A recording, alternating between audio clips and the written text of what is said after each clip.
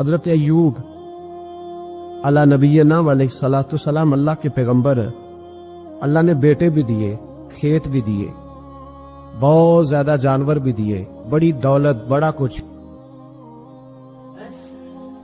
رب آزماتا بھی ہے، اس کا نظام ہے، جتنا کچھ کے قریب ہوتا ہے اتنا ہی زیادہ آزماتا ہے۔ فرشتے عرض کرنے لگے مولا جناب ایوب، اللہ کریم نے فرمایا یہ میرا دوست ہے، ایوب میرا نبی ہے، میرا پیغمبر ہے، میرا دوست ہے۔ تو فرشتے عرض کرنے لگے مولا جس کو اتنا نواز دے اس نے دوست تو بننا ہی ہوتا ہے۔ ایک روایت میں 7 بیٹے، ایک میں 14 بیٹے، کھیت کھلیان باغ بڑا کچھ، تو دوست تو بننا ہے۔ تو رب کریم نے فرمایا جاؤ آزما لو، جا کے جاؤ، جا کے۔ کون کہہ رہا ہے؟ یاری تیری سونا تے ازمائشاں تیریاں اگ، اے سونا پرکھیا جاوندا ہی پہلو نال اگاں دے لگ، جاؤ آزما لو۔ فرشتے آ گئے، ایک ہی دن میں سارے باغ اجڑ گئے، جل گئے کھیت۔ ایک دن لگا، بننے میں وقت لگتا ہے، اجڑنے میں وقت نہیں لگتا۔ ایک دن لگا تو جانور ایک بیماری سے سارے مر گئے۔ جناب ایوب گھر سے باہر نکلے، واپس آئے تو ساری اولاد کی لاشیں پڑی۔ بڑا مشکل مسئلہ ہے نا، لیکن زبان پہ ایک ہی لفظ ہے، انا للہ و انا الیہ راجعون۔ حضرت ایوب صبر سے، حوصلے سے، اطمینان سے۔ اس پر بس نہیں، اللہ کے نبی پیغمبر، یہاں تو جو 5 نمازیں پڑھتا ہے وہ کہتا ہے مجھے بخار کیسے ہو گیا، اللہ تو میں نمازی ہوں، میں تو روزانہ سورۃ یاسین پڑھتا ہوں، میرے گھر میں فاقہ کیسے آ گیا، میں تو روزانہ صبح قرآن شریف کھولتا ہوں، پھر بھی حضرت جی میرے گھر کے اندر بیماری کا کیا لینا دینا۔ حضرت ایوب بیمار ہو گئے، 1 2 3 4 ہفتے، مہینے، سال نہیں، 16 سال بیت گئے بیمار، 16 سال بیت گئے، 16 سال۔ حضرت ایوب علیل ہے۔ ایک دن زوجہ قریب آئیں تو کہنے لگی آپ اللہ کے نبی ہیں، آپ جو بھی دعا کریں مالک قبول فرما لیتا ہے، دعا کریں آپ کو شفا دے دے۔ جناب ایوب فرمانے لگے ایک بات تو بتا، شفا کتنے دن رہی ہے؟ کہنے لگی 7 سال۔ فرمایا کھیت کھلیان اولاد مال دولت کتنا عرصہ رہا؟ کہا 7 سال، 60۔ آپ فرمانے لگے بیماری کو کتنے سال ہوئے؟ کہا 16 سال۔ فرمانے لگے ذرا مجھے تکلیفیں اور بیماریوں کو بھی 60 سال ہو لینے دے، پھر دعا بھی مانگ لوں گا۔ برابر تو ہو لے، ابھی تو صرف 16 ہوئے، 60 ہو لے، دعا مانگ لوں گا۔ اور فرمانے لگے دعا مانگنی چاہیے پر میرے رب کو پتہ ہے ایوب کس حال میں ہے، بس زبان پہ یہ لفظ آئے تو اللہ نے فرشتوں سے فرمایا تم نے جانچ لیا ہے لیبلوکم ایکم احسن عملا، پتہ چل گیا؟ کا مولا چل گیا۔ فرمایا جاؤ اب میرے بندے کو نواز دو، بس مالک دے نیاز ہے نا۔ بنجر زمینیں پھر سے آباد ہو گئی، پھر سے جانور آ گئے، پھر سے وہی لہر بہر ہو گئی، بیٹے بھی اللہ نے دے دیے، مال دولت جائیداد ہر چیز، گھر میں بیٹھے، شفا بھی ہو گئی۔ حضرت ایوب کی زوجہ قریب بیٹھی ہے، سکھوں کے دن آ گئے، پوچھنے لگی ایوب ایک مسئلہ پوچھنا ہے۔ ایک بات ذہن میں آئی، اجازت دے تو دریافت کروں؟ فرمانے لگے پوچھو۔ تو زوجہ عرض کرنے لگی حضور بتلائیے، دکھ اچھے کے سکھ، دکھ اچھے کے سکھ۔ تو جناب ایوب فرمانے لگے دن سارے اللہ کے، دن سارے اللہ، دکھی رکھے تب بھی مہربانی، سکھی رکھے تب بھی فضل اسی کے ہیں، پر اگر میرے دل کا حال پوچھے نا تو دکھ بڑے اچھے تھے، بڑے اچھے تھے وہ دکھ۔ کہا حضور دکھ اچھے تھے؟ تو جناب ایوب فرمانے لگے جب میں بیمار تھا تو میرا رب 24 گھنٹے میں ایک دفعہ میرا حال پوچھا کرتا تھا۔ رب پوچھتا تھا ایوب تیرا کیا حال ہے، رب پوچھتا تھا، خدا خود میرے مدلسبو اللہ پوچھتا تھا۔ فرماتے ہیں 12 گھنٹے اس مزے میں گزر جاتے تھے کہ میرے رب نے میرا حال پوچھا ہے، 12 گھنٹے اس کیف میں بیت جاتے کہ اللہ نے حال پوچھا ہے، اور فرمایا اگلے 12 گھنٹے میں انتظار کرتا رہتا تھا کہ رب دوبارہ کب حال پوچھے گا۔ فرمایا 24 گھنٹے میں ایک دفعہ پوچھتا تھا، 2 عمر دراز مانگ کے لائے تھے 4 دن، 2 آرزو میں کٹ گئے، 2 انتظار میں۔ تو فرماتے ہیں بس یہ اس طرح حال گزر جاتا تھا۔ فرمانے لگے شفا تو ہو گئی، صحت تو ہو گئی، کھیت کھلیان تو ہو گئے پر اب میرا رب میرا حال تو نہیں نہ پوچھتا۔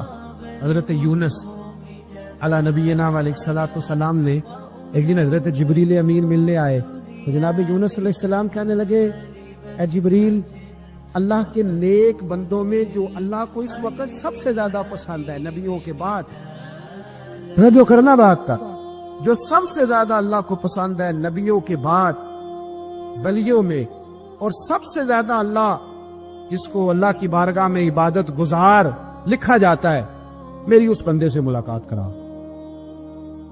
تو حضرت جبریل نے جناب یونس علیہ السلام کو ساتھ لیا تو ایک شخص کے پاس پہنچے جو آنکھوں سے اندھا تھا، دونوں ہاتھ اس کے سلامت نہیں تھے اور پورے جسم میں پیپ جاری تھی، ریشہ تھا۔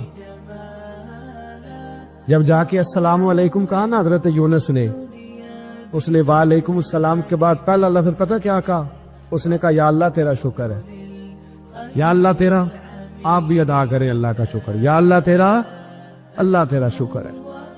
حضرت یونس علیہ السلام کہنے لگے تو شروع سے اس طرح کا ہے، نابینا بھی اور ہاتھوں سے معذور بھی اور سارا جسم شروع سے؟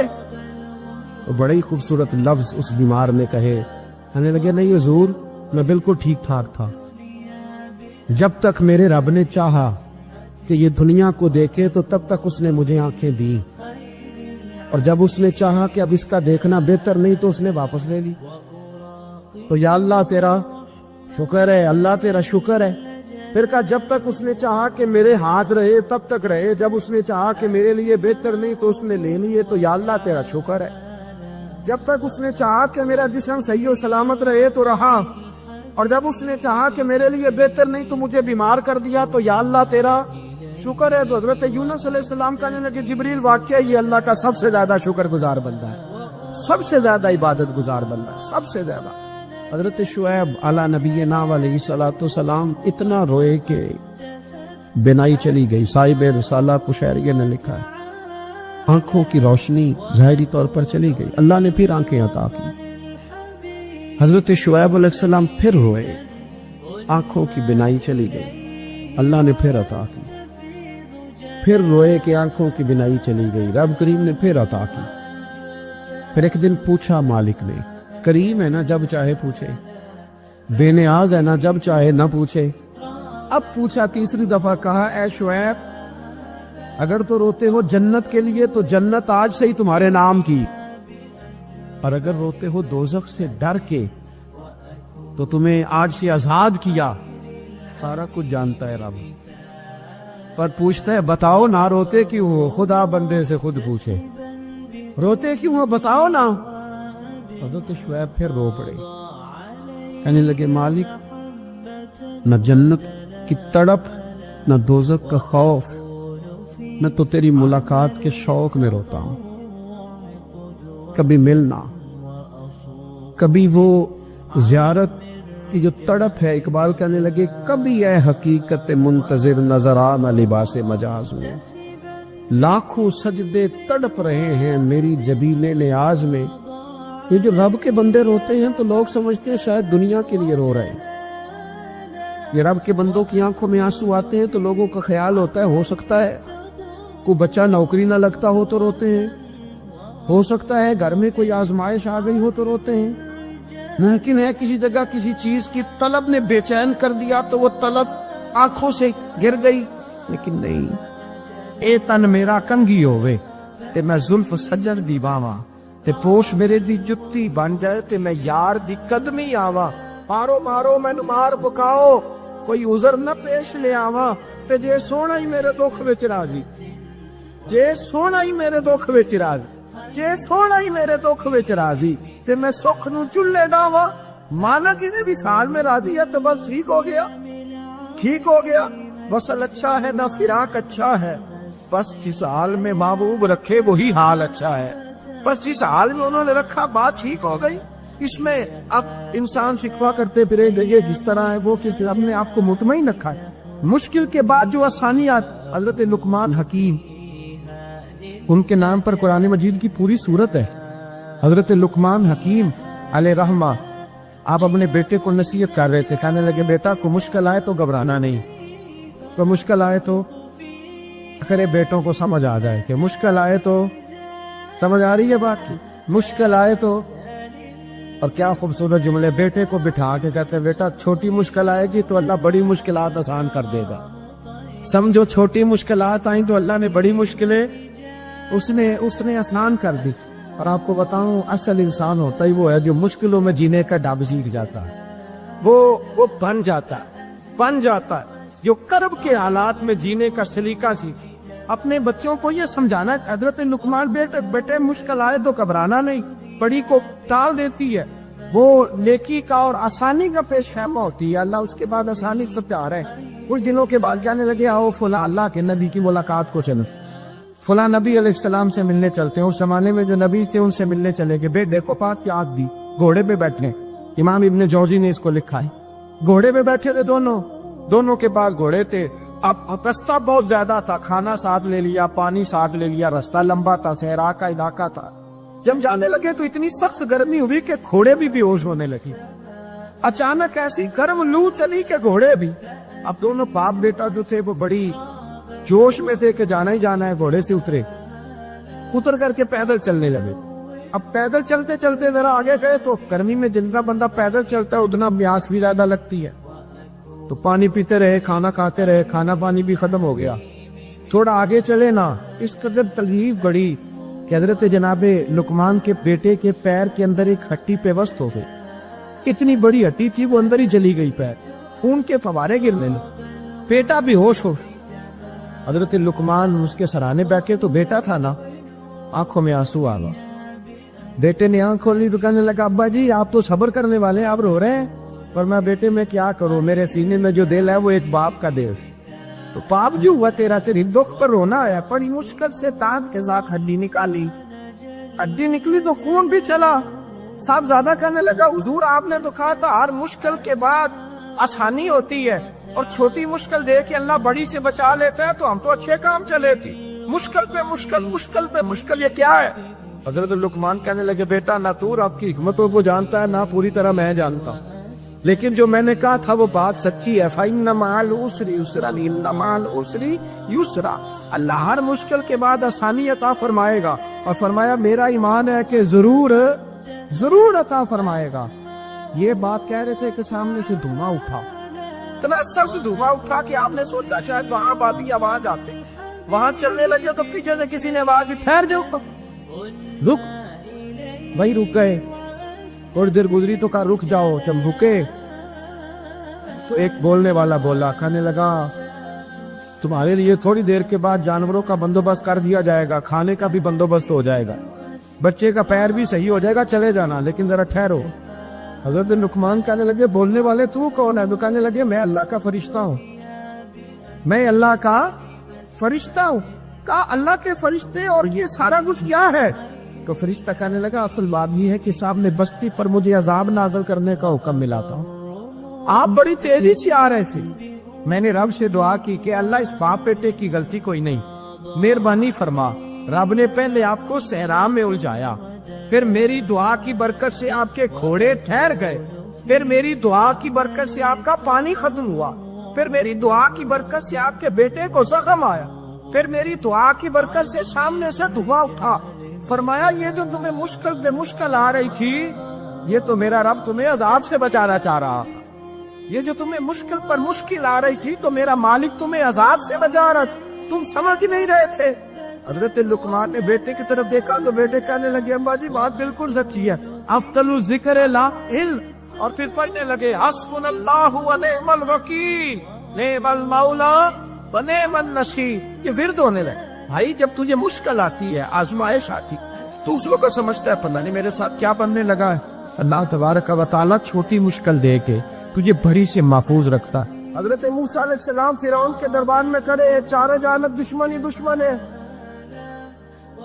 جادوگر آ گئے، انہوں نے سانپ چھوڑے. حضرت موسیٰ کے ہاتھ میں ڈنڈا تھا. حضرت موسیٰ کہتے ہیں یا اللہ کیا کروں؟ اللہ تعالیٰ نے فرمایا اپنا سانپ پھینک دو. کہنا چاہیے تھا نا کہ یا اللہ ایک ہی کچھ ہے، اتنے سانپ ہے، بچانے کے لیے ڈنڈا ہے وہ پھینک دو. ڈنڈا پھینکا جاتا ہے، سانپ کو دیکھ کر کے قابو کیا جاتا ہے. یہ میرا اور آپ کا ذوق ہے نا، لیکن انبیاء کرام کا انداز ملاحظہ کیجیے میرے عزیزو. اللہ فرماتے ہیں ڈنڈا، اے موسیٰ ڈال دے اپنا عصا. پہلے نہیں فرمایا کہ سام بن جائے گا، فرمایا پر تو ڈال دے۔ میں اور آپ ہوتے ہیں تو سام سامنے ہے، ڈنڈا ہاتھ میں ہے، ہم کہیں گے عجیب بات ہے، یہی تو دفاع کی چیز ہے، اسی کو ڈال دوں تو بچوں گا کیسے؟ کہا ڈال دو، تو حضرت موسیٰ نے ڈال دیا، کہا میرے رب کا حکم ہے تو میرے لیے بہتر ہی ہوگا۔ اللہ فرماتے ہیں جب موسیٰ نے ڈالا تو میں نے اس ڈنڈے کو، اس عصا کو اژدہا بنا دیا۔ اب کبھی عصا بھی اژدہا بنے، کبھی چھڑی بھی بہت بڑا اژدہا بنی ہے، لیکن قرآن کہتا ہے جناب موسیٰ نے ڈالا تو اللہ نے اژدہا، بلکہ اس سے پیچھے چلیے، عورتیں کمزور یقین کی ہوتی ہے نا۔ جناب موسیٰ پیدا ہوئے تو اللہ فرماتے ہیں میں نے موسیٰ کی ماں کے دل میں بات ڈالی، ماں کے دل میں صندوق میں ڈال کے تو اس کو دریا میں بہا دے۔ حضرت موسیٰ کلیم اللہ علیہ السلام کے پاس اسرائیل روح نکالنے آئے تو حضرت موسیٰ نے تھپڑ مارا، آنکھ نکال دی، واپس گئے۔ اللہ انہوں نے تو جلال فرمایا، کہا موسیٰ علیہ السلام سے کہیے بیل کی پشت پر ہاتھ رکھیں، جتنے بال ان کے دستے مبارک کے نیچے آئیں گے اتنے 1000 سال ان کی عمر بڑھا دی جائے۔ یعنی میرے کان میں کو بتا دے کہ جناب 60 سال بڑھ گئی، کیا آپ کے کان میں کو کہہ دے تو خوشی ہوتی ہے کہ نہیں؟ لیکن یہ حقیقت پسندی نہیں، اس لیے کہ 60 بھی گزر جائیں گے، 70 بھی، یہ حقیقت نہیں۔ حضرت موسیٰ چلے میں مثال دیتا ہوں، سمجھ لے 10 بال، حالانکہ بہت زیادہ آتے ہوں گے، 10 بال اگر حضرت موسیٰ کے ہاتھ کے نیچے آئے تو 10,000 سال تو عمر بڑھ گئی نا۔ 10 یعنی 10 سال نہیں، 10 100 نہیں، 10 بہت زیادہ تھی نا۔ تو حضرت موسیٰ کلیم اللہ علیہ السلام سے آ کے عرض کیا گیا حضور بیل کی پشت پر ہاتھ رکھیں، جتنے آپ کے ہاتھ کے نیچے بال آئیں گے اتنے 1000 سال عمر بڑھ جائے گی۔ تو حضرت موسیٰ نے حقیقت پسندی والی بات کی، فرمایا پھر کیا ہوگا؟ 10,000 سال کے بعد پھر کیا ہوگا؟ کہ حضور جانا تو پھر بھی ہے، فرمایا پھر ابھی چلتے۔ فرعون کو اس نے وہ خواب دیکھ لیا تھا کہ ایک ستارہ اٹھے گا اور پھر وہ گرے گا تو میری ساری سلطنت کو تباہ کر دے گا۔ نجومیوں سے اس نے پوچھ لیا، اس نے کہا کہ ایک بچہ پیدا ہوگا جو تیری سلطنت کو تباہ کرے گا۔ چاہیے تو یہ تھا کہ وہ توبہ کرتا، لیکن اس نے کیا کیا کہ اس نے بچوں کو قتل کرانا شروع کیا۔ یُسَبِّحُونَ أَبْنَاءَکُمْ، ذبح کرا دیتا تھا تمہارے بیٹوں، اور بچیوں کو وہ زندہ رکھتا تھا۔ تو حضرت موسیٰ جب پیدا ہوئے تو ان کی والدہ نے پتہ کیا کیا، ان کو ایک صندوق میں بند کر کے دریا میں بہا دیا۔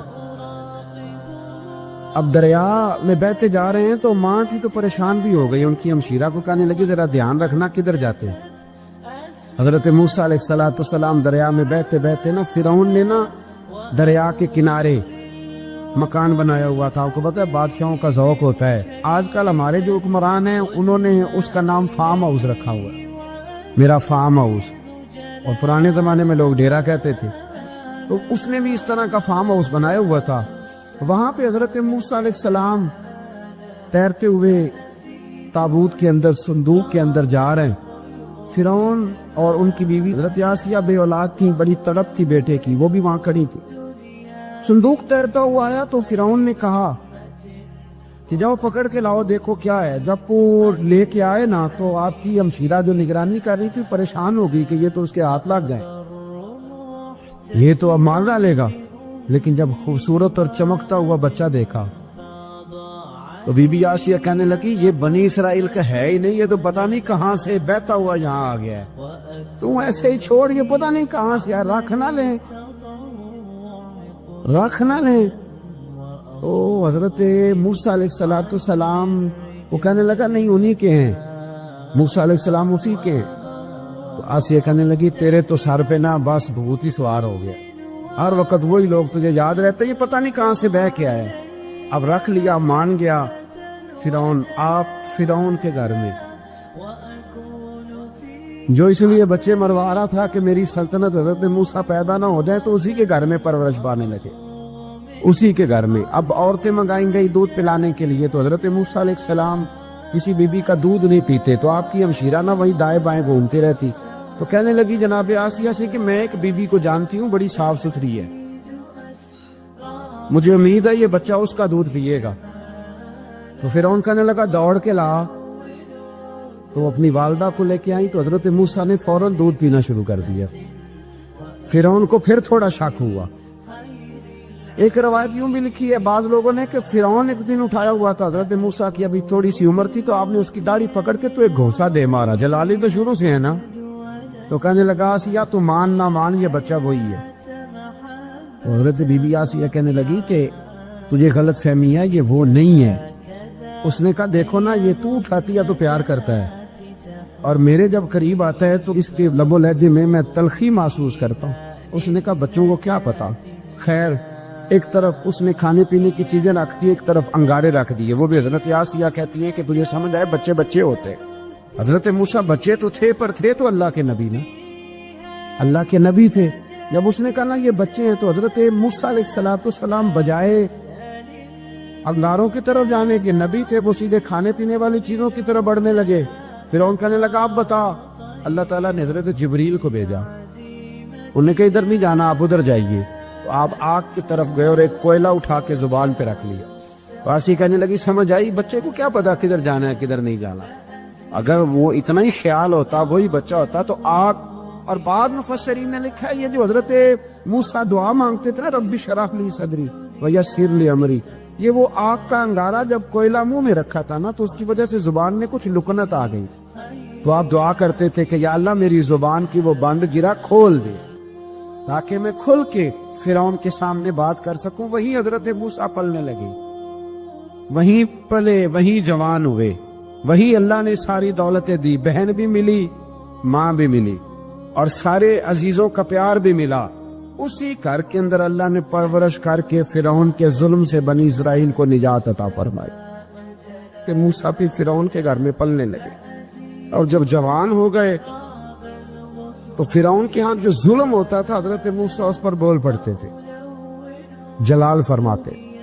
تو فرعون پھر ناراض رہنے لگا، یہاں تک کہ اس نے آپ کو نکال دیا. آپ تشریف لے گئے وہاں سے.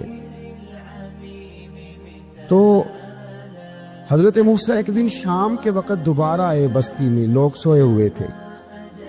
تو دو آدمی، ایک بنی اسرائیل میں سے اور ایک فرعون کی اپنی قوم میں سے، وہ دونوں آپس میں جھگڑ رہے تھے.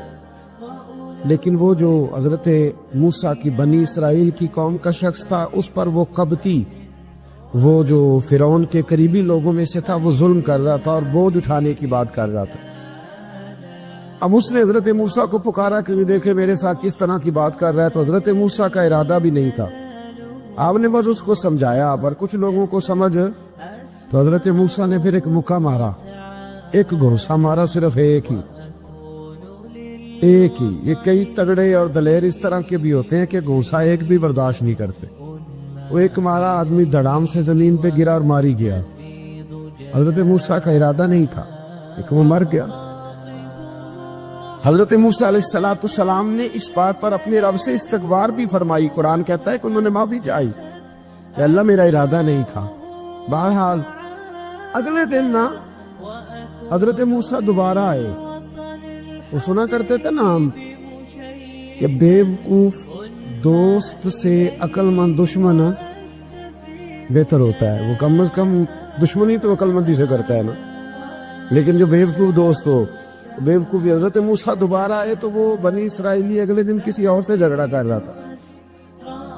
پھر اس نے مدد کے لیے پکارا تو حضرت موسیٰ کہنے لگے مجھے لگتا یہ ہے کہ تیری عادت ہے، خود بڑا جھگڑالو ہے، تو نے روز نیا جھگڑا شروع کیا ہوتا ہے. حضرت موسیٰ جب اس کی طرف بڑھے نہ ٹانٹنے کے لیے تو اس نے شور کرنا شروع کر دیا. کہنے لگتا ہے جس طرح آپ نے اسے کل قتل کیا تھا مجھے بھی قتل ہی کریں گے. یہ انسانوں کا مزاج ہے کہ آپ جب تک کسی کے طبیعت کے مطابق چلے گئے وہ راضی رہتا ہے، اور ذرا آپ اس کی طبیعت سے ہٹتے ہیں تو وہ شور کرتا ہے. اس نے کہا جی آپ مجھے بھی لگتا ہے ماریں گے. حضرت موسیٰ کلیم اللہ علی نبینا علیہ السلام کے بارے میں جب اس نے شور کیا تو بات پھر فرعون کے دربار تک گئی. وہ تو پہلے ہی بہانہ تلاش کر رہا. اس نے کہا ڈھونڈو، پکڑو اور معاذ اللہ شہید کریں گے. کسی نے آ کے خبر دی کہ آپ جہاں سے ہجرت کر دیں، اس لیے کہ آپ کے لیے یہاں حالات درست. اور بھائی یہ چھوڑ دیا کریں بات کہ فلاں آدمی کے ہاتھ میں فلاں جگہ حالات کیسے خراب ہوئے تو نبی کریم علیہ السلام مکہ چھوڑ کے کیوں آئے، حضرت موسیٰ علیہ السلام نے ہجرت کیوں فرمائی.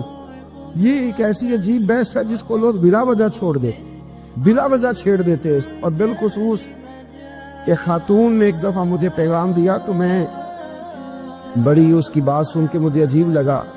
وہ کہنے لگی کہ دوسری جگہ میری شادی ہوئی ہے, مجھے طلاق ہو گئی تھی, تو مجھے ایک تانا روز سننے کو ملتا ہے تو اتنی اچھی ہوتی تو وہاں نہ رہ لیتی. تو بھئی یہ کوئی تانے والی بات ہے؟ کوئی ضروری ہے کہ بیوی غلط ہوتی ہے تو طلاق ہوتی ہے؟ اللہ کے محبوب علیہ السلام کی 2 صاحبزادیوں کو ابو لہب کے 2 بیٹوں نے طلاق بھیج دی تھی. کس کی غلطی تھی؟ آپ کیا کہہ سکتے ہیں یہاں کیوں طلاق؟ تو اتنی جلدی بات تھوڑی کر دیں گے آپ, تھوڑی احتیاط فرمائیں بول دیں. حضرت موسیٰ علیہ السلام وہاں سے نکلے اور آپ مدین کی طرف چلے گئے. مدین وہ علاقہ تھا جہاں فرعون کی حکومت کوئی نہیں تھی. حضرت موسیٰ جیسے ہی وہاں پہنچے تو ان کے اندر ایک جذبہ تھا, ظلم ہوتا نہیں دیکھ سکتے. جب وہاں پہنچے تو انہوں نے دیکھا لوگ اپنے اپنے جانوروں کو گھاٹ پہ پانی پلا رہے ہیں اور 2 خواتین ہیں وہ بالکل پیچھے کھڑی ہیں. تو حضرت موسیٰ کلیم آگے بڑھ کے کہنے لگا تم کیوں نہیں پانی پلاتی؟ تو وہ کہنے لگی ہمارا بھائی کوئی نہیں, باپ ہمارا بوڑھا ہے. اللہ اکبر. مجبوری یہ ہے, ہم ہیں بھی پردہ دار گھرانے کی, مجبوری ہماری یہ ہے کہ جب تک یہ سارے لوگ پانی پلا نہیں لیں گے اتنی دیر تک ہماری باری نہیں آئے گی. تو حضرت موسیٰ کلیم اللہ علیہ السلام فرمانے لگے اچھا یہ بات ہے تو جانور مجھے دو. وہ ہو یہ رہا تھا کہ چونکہ مرد پانی پلا رہے تھے اور جتنے بھی مرد آتے جاتے تھے وہ گھستے جاتے تھے اور عورتیں بیچاری کھڑی تھیں. حضرت موسیٰ جھٹ سے آگے بڑھے, پیچھے ہٹو. ان 2 خواتین پاک باز عورتوں کے جانوروں کو پانی پلایا اور پھر آپ دوبارہ وہیں بیٹھ گئے. وہ بیویاں جلدی جلدی گھر گئیں, جا کے اپنے والد سے کہنے لگی ابا جی کمال ہو گیا, اس بستی میں ایک ایسا آدمی ملا ہے جو عورتوں کی طرف دیکھتا ہے تو نیکی کرنے کے لیے آگے بڑھتا ہے, جو مجبور اور بے کس کے لیے اچھے جذبات رکھتا ہے. فرمایا جلدی لاؤ. کچھ مفسرین اور طرف بھی گئے ہیں لیکن جمہور نے لکھا ہے کہ وہ حضرت شعیب علیہ السلام تھے. حضرت شعیب نے گھر بلایا, اپنی ایک بیٹی کو بھیجا, فرمایا بیٹے بلا کے لاؤ. وہ جب گھر آئے تو آپ فرمانے لگے آپ میرے ساتھ اجرت طے کر لیں, 8 سال یا 10 سال آپ میری بکریوں کو چرائیں, میرے گھر میں رہیں. اور پھر فوراً ہی فرمانے لگے اگر آپ ہمارے گھر میں رہیں گے دیکھ بھال کریں گے تو میں اپنی ایک بیٹی کا نکاح بھی آپ کے ساتھ کر دوں. تو 8 سے 10 سال حضرت موسیٰ نے وہاں قیام فرمایا. اور پھر جب آپ کا نکاح ہو گیا تو آپ اپنی بیوی کو لے کے مصر کی جانب جا رہے تھے. تو رستے میں نا ٹھنڈ زیادہ ہو گئی تو اپنی زوجہ سے کہنے لگے وہاں آگ جل رہی ہے, میں تیرے لیے آگ لے کے آتا ہوں تاکہ تو تاپ سکے, گرمی حاصل کر سکے. وہاں گئے تو درخت سے آواز آئی موسیٰ میں تیرا رب ہوں. درخت سے آواز آئی موسیٰ میں تیرا رب ہوں. اور حضرت موسیٰ کلیم اللہ تو وہاں وہی آنی شروع, وہاں وہی اللہ تعالیٰ نے انہیں وہ عصا عطا فرمایا جو پھر بعد میں اژدہا بنتا تھا. رب کریم نے وہیں حضرت موسیٰ کلیم کو وہیں ید بیضا عطا فرمایا. اپنا ہاتھ گریبان میں ڈال کے نکالتے تھے تو چاند اور سورج کی طرح روشنی دیا کرتا. ید بیضا لیے بیٹھے ہیں اپنی. میں کبھی کبھی کہا کرتا ہوں کہ مولا کے دینے کے انداز بڑے انوکھے ہیں. بھائی یوسف کو کنویں میں پھینکتے تو اللہ مصر کا حکمران بنا دیتا. تو پھر حضرت موسیٰ وہاں سے واپس آئے اور آ کر کے آپ نے دوبارہ وہ سارا نظام زندگی شروع فرمایا. موسیٰ علیہ السلام نے ان کو دعوت حق دی اور کہا کہ میں تمہارے پاس واضح نشانیاں لایا ہوں, بنی اسرائیل کو میرے ساتھ بھیج دو. فرعون نے معجزات پیش کرنے کے لیے کہا تو حضرت موسیٰ علیہ السلام نے اپنا عصا زمین پہ ڈالا, اپنا عصا, اپنی چھڑی, اپنا ڈنڈا زمین پہ ڈالا تو وہ ایک واضح اژدہا بن گیا. پھر حضرت سیدنا موسیٰ علیہ السلام نے اپنا ہاتھ گریبان سے نکالا تو وہ دیکھنے والوں کے لیے روشن ہو گیا, ہاتھ کے اندر نور پیدا ہو گیا. ید بیضا لیے بیٹھے ہیں اپنی آستینوں میں. فرعون کے سرداروں نے حق کو قبول کرنے کی بجائے اسے جادو قرار دے دیا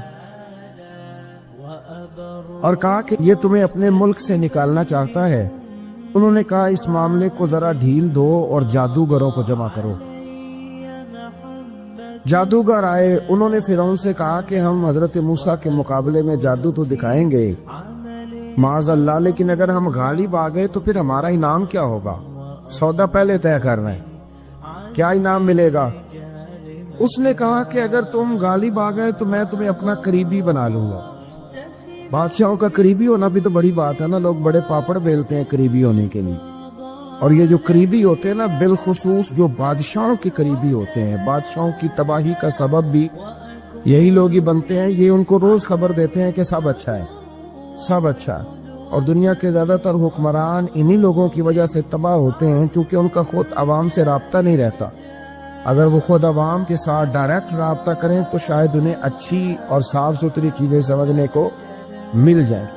خیر، جادوگروں نے جب کہا ہمیں کیا دو گے، تو اس نے کہا تمہیں قریبی بنا لوں گا. جادوگروں نے موسیٰ علیہ السلام سے کہا کہ آپ پہل کریں گے یا ہم پہل کریں؟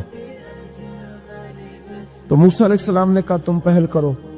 جب جادوگروں نے اپنی رسیاں زمین پہ ڈالیں تو لوگوں کی نگاہوں کو سحر زدہ کر دیا، جادو کر دیا اور انہیں ڈروا دیا. انہوں نے کہا یہ تو بڑا جادو لے آئے. تو اللہ تعالیٰ نے حضرت موسیٰ علیہ السلام کو حکم دیا کہ آپ بھی اپنا عصا زمین پہ ڈالیں. ان کی رسیاں سام بن گئی تھی نا، دراصل وہ سانپ بنی نہیں تھی، لوگوں کی آنکھوں پر جادو ہو گیا تھا، انہیں سانپ نظر آ رہا تھا. فرمایا آپ بھی اپنا عصا زمین پہ ڈالیں. وہ عصا سانپ بنا اور جادوگروں کی ساری چیزوں کو نگل ہی گیا.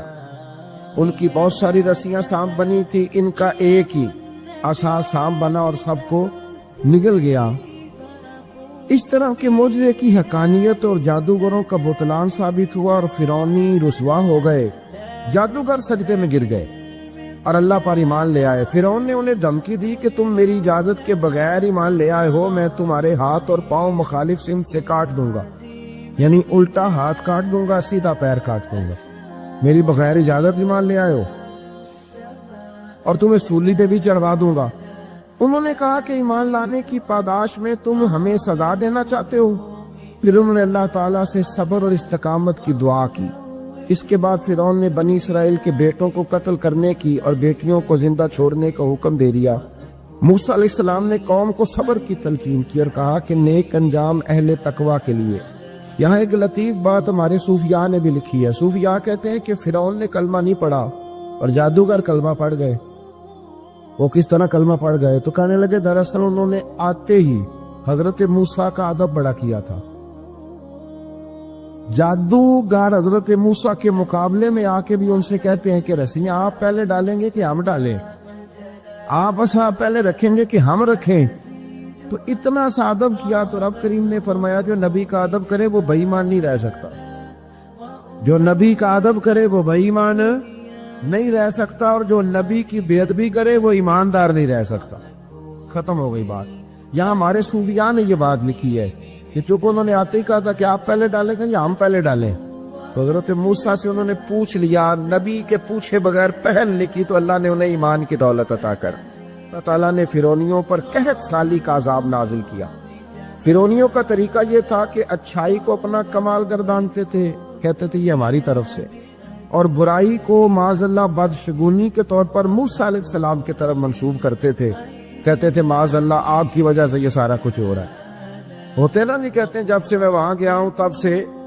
ہمارے بزرگ ایک لطیفہ بھی سنایا کرتے تھے کہ کسی زمیندار نے نماز پڑھنی شروع کی تھی تو اس کے جانور مرنے شروع ہو گئے. اب لوگ سمجھتے ہیں کہ معاذ اللہ شاید یہ کسی بزرگ کے سبب سے ایسا ہے، حالانکہ یہ تو اللہ کی طرف سے آزمائش ہوتی ہے، اس کی حکمتیں ہوتی. اللہ تبارک و تعالیٰ نے ان پر عذاب کیا نازل کیا. آیت نمبر 130 اور 143 کبھی آپ سورہ اعراف کی پڑھیں. اللہ تعالیٰ نے ان پر ٹڈیوں کا، چوہوں کا، مینڈکوں کا اور خون کا عذاب نازل کیا. یہ کس قسم کا عذاب ہے؟ جوئے پڑ گئے، ٹڈیاں آ گئیں، یہ اللہ نے عذاب نازل کیا. سورہ یوسف کا ذکر فرمایا اور ارشاد فرمایا جا رہا ہے کہ الف لام را یہ حروف مقطعات ہیں. فرمایا تلک آیات الکتاب المبین، یہ آیتیں ہیں کھلی ہوئی روشن کتاب کی. فرمایا انا انزلناہ قرآنا عربیا لعلکم تعقلون، بے شک ہم نے قرآن کو عربی میں اتارا ہے تاکہ آپ لوگ اسے خوب سمجھ لیں. ارشاد فرمایا جا رہا ہے نحن نقص علیک احسن القصص، ہم بیان کرتے ہیں آپ سے ایک بڑا ہی پیارا قصہ. احسن القصص، قصوں میں سے ایک بڑا پیارا قصہ. بما اوحینا، تاکہ ہم اس قرآن کے ذریعے جو ہم نے آپ کی طرف نازل کیا ہے، ہم ایک پیارا قصہ آپ سے بیان کرتے ہیں وَإِن كُنْتَ مِن قَبْلِهِ لَمِنَ الْغَافِلِينَ، اگرچہ اس سے پہلے آپ اس کی خبر رکھنے والوں میں سے نہ تھے۔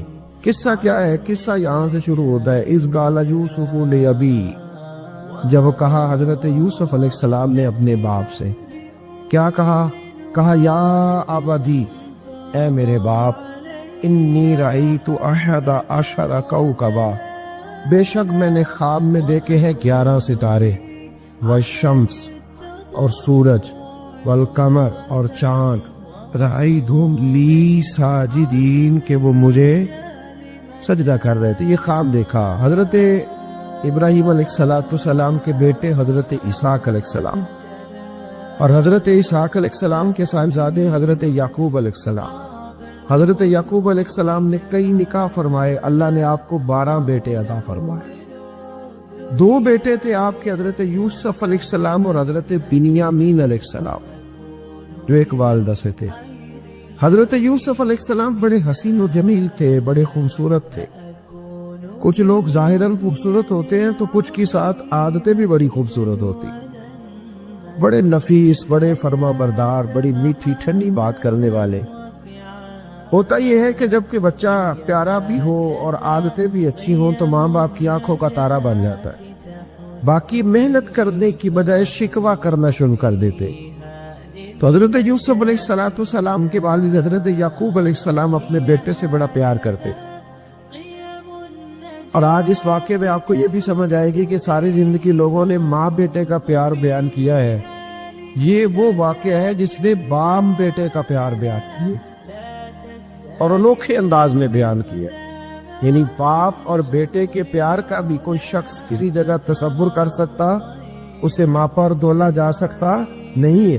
تو حضرت یعقوب علیہ السلام کے صاحبزادے تھے یوسف علیہ السلام، آپ بڑا پیار کرتے تھے تو باقی بھائی تھوڑا حسد کرنے لگے، انہیں جلنا شروع کر دیا۔ حضرت سیدنا یوسف علیہ السلام ایک دن فرمانے لگے اپنے والد سے کہ ابا جی میں نے خواب دیکھا ہے کہ 11 ستارے، سورج اور چاند مجھے سجدہ کر رہے ہیں۔ قال یا بنی لا تقصص رؤیاک علی اخوتک، کہ بیٹا اپنا خواب اپنے بھائیوں سے نہ بیان کر، اپنا خواب اپنے بھائیوں سے نہ بیان کرنا۔ فَيَكِيدُوا لَكَ كَيْدًا، ہو سکتا ہے وہ تیرے خلاف کوئی سازش رچے۔ کیوں رچے؟ اس لیے کہ ان الشیطان للانسان عدو مبین، بے شک شیطان آدمی کا کھلا ہوا دشمن، وہ ہر وقت وسوسہ اندوزی کرتا ہے۔ تو لہذا بھائیوں سے بات بیان آپ نے نہیں بیان کی، آہستہ آہستہ میں وہ حسد بڑھتا۔ حسد بہت بڑی بیماری ہے، اگر نبیوں کے بیٹوں میں ہو سکتا ہے تو عام انسانوں میں کیوں نہیں ہو سکتا؟ انبیاء کے بیٹے اگر کر سکتے ہیں تو عام لوگ بھی۔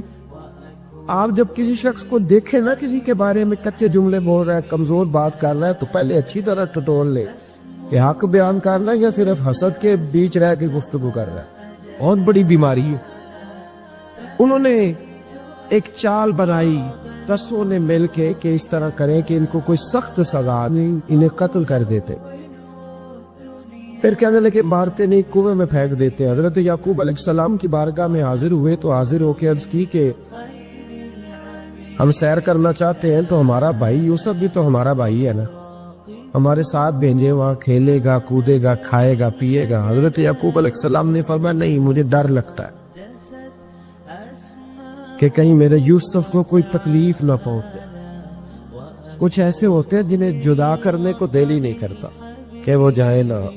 کئی دفعہ بعض بچے نالائق ہوتے ہیں، وہ جدا ہوتے ہیں لیکن ان کو جدا کرنے کو دل ہے، لیکن حضرت یوسف تو لائق بچے تھے نا اپنے والد کے، ان کا بھی نہیں ارادہ تھا۔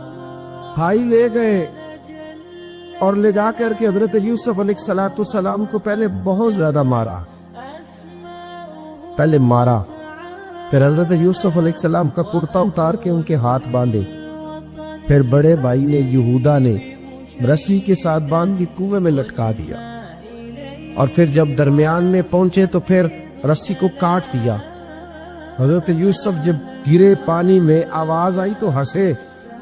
مفسرین نے لکھا ہے کہ اللہ تعالیٰ نے حضرت جبریل امین کو بھیجا، فرمایا جاؤ میرے یوسف کو پکڑ کے نا تو احتیاط کے ساتھ ہی رکھ، حضرت یوسف کو رکھ دیا گیا، 3 دن اور 3 راتیں جناب یوسف کنویں میں رہے۔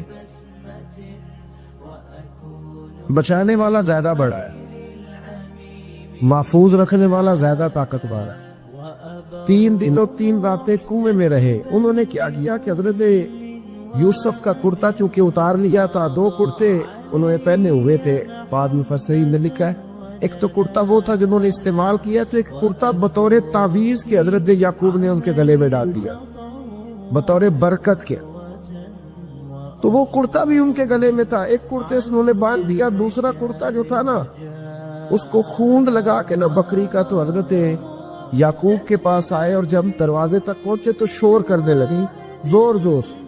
حضرت یعقوب پریشان ہو کے باہر آئے، چونکہ وہ بکریاں بھی ساتھ لے کے گئے تھے، بکریاں چرایا کرتے، تو کہا بکریوں کو بھیڑیا تو نہیں پڑ گیا؟ تو کہنے لگے حضور بکریوں کو تو نہیں پڑا، پر حضرت یوسف کو لے گیا ہے، اور حضرت یوسف علیہ السلام شہید ہو گئے۔ حضرت یعقوب علیہ السلام نے نا وہ کرتا دیکھا، تو کرتا دیکھ کے فرمانے لگے بڑا سیانہ تھا بھیڑیا، یوسف سارا کھا گیا ہے پر کرتا کسی جگہ سے پھٹا بھی نہیں۔ اس کا مطلب ہے کہ حضرت یعقوب کو سمجھ آ گئی کہ میرے یوسف کو بھیڑیے نے کھایا نہیں ہے، یہ قرآن مجید ہے۔ فرمایا بڑا سمجھدار تھا بھائی، کرتا پھٹا بھی نہیں اور یوسف وہ سارا کھا لیا۔ اب یہ روز وہاں بکریاں چرانے جاتے تھے، یا جناب یعقوب تو رونے لگے تو بھائی روز جاتے تھے، جان کے دیکھتے کہ یوسف ہے کہ نہیں۔ تیسرے دن ایک قافلہ وہاں سے گزرا جو مصر جا رہا تھا، انہوں نے پانی نکالنے کے لیے جب ڈول لٹکایا تو حضرت یوسف نے پکڑ لیا۔ اس شخص نے حضرت جناب یوسف علیہ السلام کو اوپر کھینچا، جب اب آپ بھی اوپر زندہ نکل آئے تو بھائی پھر حیران ہو گئے، ابھی بھی شکر ادا نہیں کیا کہ 3 دن کے بعد دیکھو اللہ نے کتنا فضل فرمایا ہے۔ لیکن وہ پھر کہنے لگے قریب آ کے نا اس سے یہ ہمارا بھاگا ہوا غلام ہے، اگر تمہیں چاہیے تو لے لو، سستا بیچ دیں گے۔ حضرت یوسف کا قول بعد مفسرین نے لکھا ہے، آپ فرماتے ہیں کہ مجھے جب انہوں نے تھپڑ مارے تو اتنی تکلیف نہیں ہوئی، کنویں میں پھینکا تو اتنی تکلیف نہیں ہوئی، تکلیف تب ہوئی جب انہوں نے مجھے بھائی نہیں مانا اور کہنے لگے یہ ہمارا بھاگا ہوا غلام ہے۔ تو کہا کتنے کا بیچو گے؟ کہا تم 20 درہم دے دو اور لے لو۔ 20 درہم کا جناب یوسف کو بیچ دیا۔ وہ لے گئے مصر کی منڈی میں، وہاں قیمت لگنے لگی، کتنے ہزار، اتنے ہزار، اتنے ہزار۔ اللہ اکبر۔ جناب یوسف کہتے میں نے وہ رنگ بھی دیکھا کہ جب میرا باپ سب سے بڑھ کر مجھ سے پیار کرتا تھا، اور آج میں وہی یوسف ہوں جس کی بولیاں لگ رہی، جس کی بولیاں لگ رہی۔ عزیز مصر آ گیا، مصر کا جو مال خزانہ کا مالک تھا وہ شخص آ گیا۔ اس میں بھی کئی اقوال ہیں کہ وہ بادشاہ تھا کہ کیا تھا، بہرحال عزیز مصر آیا، خزانوں پر قبضہ اسی کا تھا۔ اس نے حضرت یوسف علیہ السلام کے وزن کے برابر سونا تول کے دیا، وزن کے برابر چاندی تول کے دی، وزن کے برابر اس نے ہیرے جواہرات دیے، پھر گھر لے گیا۔ اور جناب یوسف علیہ السلام فرماتے ہیں میں ایک آزمائش سے نکلا، جب گھر آیا تو بڑے سکون سے رہنے لگا۔ عزیز مصر نے اپنی بیوی زلیخا سے کہا اس کا خاص خیال رکھنا۔ فرماتے ہیں محبت ملنے لگی، پیار ملنے لگا، گھر میں بڑی خوشی سے رہنے لگا، پر اللہ کو کچھ اور ہی منظور تھا۔ آزمائش پر آزمائش ذرا دیکھیے گا، پہلے باپ کا پیار، پھر کنواں، پھر کنویں سے بچ گئے تو مصر کی منڈی۔ فرماتے وہاں سے میں بچ کے آیا، عزیز مصر کے گھر رہنے لگا۔ زلیخا فریفتہ ہو گئی، گناہ کی دعوت دینے لگی، تو حضرت یوسف نے کہا قال معاذ اللہ، میں اللہ کی پناہ چاہتا ہوں۔ سارے دروازے بند کر کے جب وہ پیچھے بھاگی، اصل حسین وہی شخص ہوتا ہے جو اپنے باطن کے حسن کو بچا لیا کرتا ہے، جو سوداگری کرنے لگے وہ تھوڑا حسین ہوتا ہے۔ حضرت یوسف علیہ السلام جب بھاگے تو اس نے پیچھے سے پکڑ کے کرتا کھینچا، کرتا پھٹ گیا۔ ابھی آپ دروازے تک پہنچے تھے، عزیز مصر خود آ گیا۔ اس نے آگے کہا یہ کیا ہو رہا ہے؟ اس نے مکر کیا، زلیخا نے، کہنے لگی کہ ہونا کیا ہے، اس کو گھر میں رکھ کے پالا ہے، اب جوان ہوا ہے تو معاذ اللہ اس نے میرے طرف دست درازی کرنے کی کوشش کی۔ حضرت یوسف پھر خاموش ہو. بھائی بیچ رہے تھے تو پھر بھی خاموش تھے. کبھی کبھی کچھ چیزیں خاموش رہ کے سہ نہیں پڑتی. زخم میں زخم کھا کے جی، خون جگر کے کھونٹ پی، آہ نہ کر لبوں کو سی، یہ عشق ہے کو دل لگی نہیں. حضرت یوسف علیہ السلام پھر چوپ ہے. زلیخا نے بڑی باتیں کی. ایک دانا آدمی تھا، قرآن کہتا ہے ایک بولا بولنے والا، ایک عقل مند بولا. اس نے کہا دیکھو، نہ زلیخا کی سنو نہ یوسف کی سنو. اگر تو کرتا آگے سے پھٹا ہوا ہے تو پھر غلطی ہے جناب یوسف کی، اور اگر پیچھے سے پھٹا ہے تو پھر زلیخا کی غلطی. حضرت یوسف کی معاذ اللہ پھر غلطی. تو عزیز مصر نے کرتا دیکھا تو پیچھے سے پھٹا تھا، لیکن امام قرطبی کہتے ہیں وہ کوئی عقل مند آدمی نہیں، وہ تو 4 مہینے کا بچہ تھا. وہ ایک 4 مہینے کا وہ قریب تھا. حضرت یوسف علیہ السلام کی گواہی دینے کے لیے اللہ نے اسے زبان نہیں کی. زلیخا کے ماموں کا بیٹا تھا، 4 مہینہ کا گہوارے میں لیٹا ہوا، جب بادشاہ سے فیصلہ نہیں ہو رہا تھا اور بادشاہ پریشان تھا عزیز مصر کے. کسی کو جا کے بتاؤں گا تو کوئی کیا سوچے گا، اس کے گھر میں کیا کچھ ہوتا ہے. کہتے پریشان تھا تو پنگوڑے سے بچہ بول پڑا. کہنے لگا بادشاہ اگر تو کرتا آگے سے پھٹا ہے تو پھر معاذ اللہ غلطی حضرت یوسف کی، اگر پیچھے سے پھٹا ہے تو پھر زلیخا کی. تو کرتا پیچھے سے پھٹا تھا. حضرت یوسف کے حق میں گواہی مکمل ہو گئی. اب آہستہ آہستہ نا دربار میں محل میں بات پھیلنے لگی. تو بیویاں کہنے لگی اوہو زلیخا تو ایک غلام پہ عاشق ہو گئی ہے. ایک غلام پہ. تو زلیخا کہنے لگی تو اجے میرا محبوب نہیں دکھا. یہ رٹے ڈالنے والے دیکھتے نہیں اور دور کھڑے رہ کے کہانیاں سناتے رہتے. انہوں نے کہا تو نے ابھی دیکھا نہیں نا، تو نے ابھی یہ کیا پتا ہو کہ ماجرا کیا ہے. تو کہنے لگی نہیں تو غلام میں. اس نے کہا چلو تجربہ کراتی. ساری عورتوں کو بٹھایا، ہاتھ میں ایک سیم دیا، ایک چھری دی، اور جب پوری تیاری ہو گئی پھل کاٹنے کی عورتوں کی تو جناب یوسف سے کہا ذرا جھلک تو دکھاؤ. تو حضرت یوسف نے جب جھلک دکھائی تو قرآن کہتا ہے سیب کاٹنے کی بجائے ہاتھ کاٹ لی، اور کہنے لگی اوہو یہ کوئی بشر نہیں، یہ تو کوئی فرشتہ ہے. یہ کوئی فرشتہ ہے، یہ تو کوئی اللہ تبارک و تعالیٰ کی طرف سے آنے والا کوئی کرامت والا، عزت والا، شان والا فرشتہ ہے. حضرت زلیخا کہنے لگی سمجھ آئی ہے پھر تو مجھ پر شکوہ کرتی تھی. تو اب وہ بات بھی آہستہ آہستہ پھیلنے لگی کہ حضرت یوسف علیہ السلام کی غلطی نہیں، غلطی زلیخا کی. اب بادشاہ نے زلیخا سے کہا کہ اگر تو میں تیری بات کروں تو تیرے ساتھ میری بدنامی کا بھی ڈر ہے. کیا کرے؟ طے یہ پایا کہ حضرت یوسف کو جیل میں ڈال دیا. پہلے بھائیوں کے تھپڑ، پھر کنواں، پھر مصر کی منڈی، پھر زلیخا کا الزام، اور پھر باری آ گئی جیل جانے. حضرت یوسف علیہ السلام کو جیل میں، کچھ نے لکھا ہے 12 سال جیل میں رہے، جیل میں ڈال دیا. حضرت یوسف علیہ السلام جیل میں کیا کرتے؟ باز فرماتے، تبلیغ فرماتے، لوگوں کو اللہ کی توحید کی دعوت دیتے. وہاں جیل میں نا ایک شخص نے خواب دیکھا. اس نے دیکھا کہ میرے سر پہ نا پرندے کھا رہے. تو حضرت یوسف کہنے لگے اس کی تعبیر یہ ہے کہ تجھے قتل کیا جائے گا، تیری لاش کچھ دیر پڑی رہے گی تو پرندے تیرے سر پہ آ کے بیٹھے گے، یہ تعبیر ہے. ایسا ہی ہوا، واقعی وہ شخص قتل ہو گیا. ایک شخص نے دیکھا کہ وہ شراب کشید کر رہا، اس نے بھی تعبیر پوچھی تو آپ نے فرمایا تو اپنے بادشاہ کو بلائے گا. محسوس ہوتا ہے کہ اتنی دیر تک شراب ناجائز نہیں تھی، تو اس کو شراب پلائے گا، یہ اس کی تعبیر ہے. وقت گزرتا گیا. وقت جو ہوتا ہے نا، وقت یہ خود بخود لوگوں کی بے گناہی ثابت کر دیتا ہے. ایک وقت میں نا پراپوگنڈا ہوتا ہے تو ہر آدمی پراپوگنڈے کا شکار ہوتا ہے. پھر جب وقت گزرتا جاتا ہے تو خود بخود وقت کا گزرنا کچھ چیزوں کا خود بخود حل بن جاتا ہے.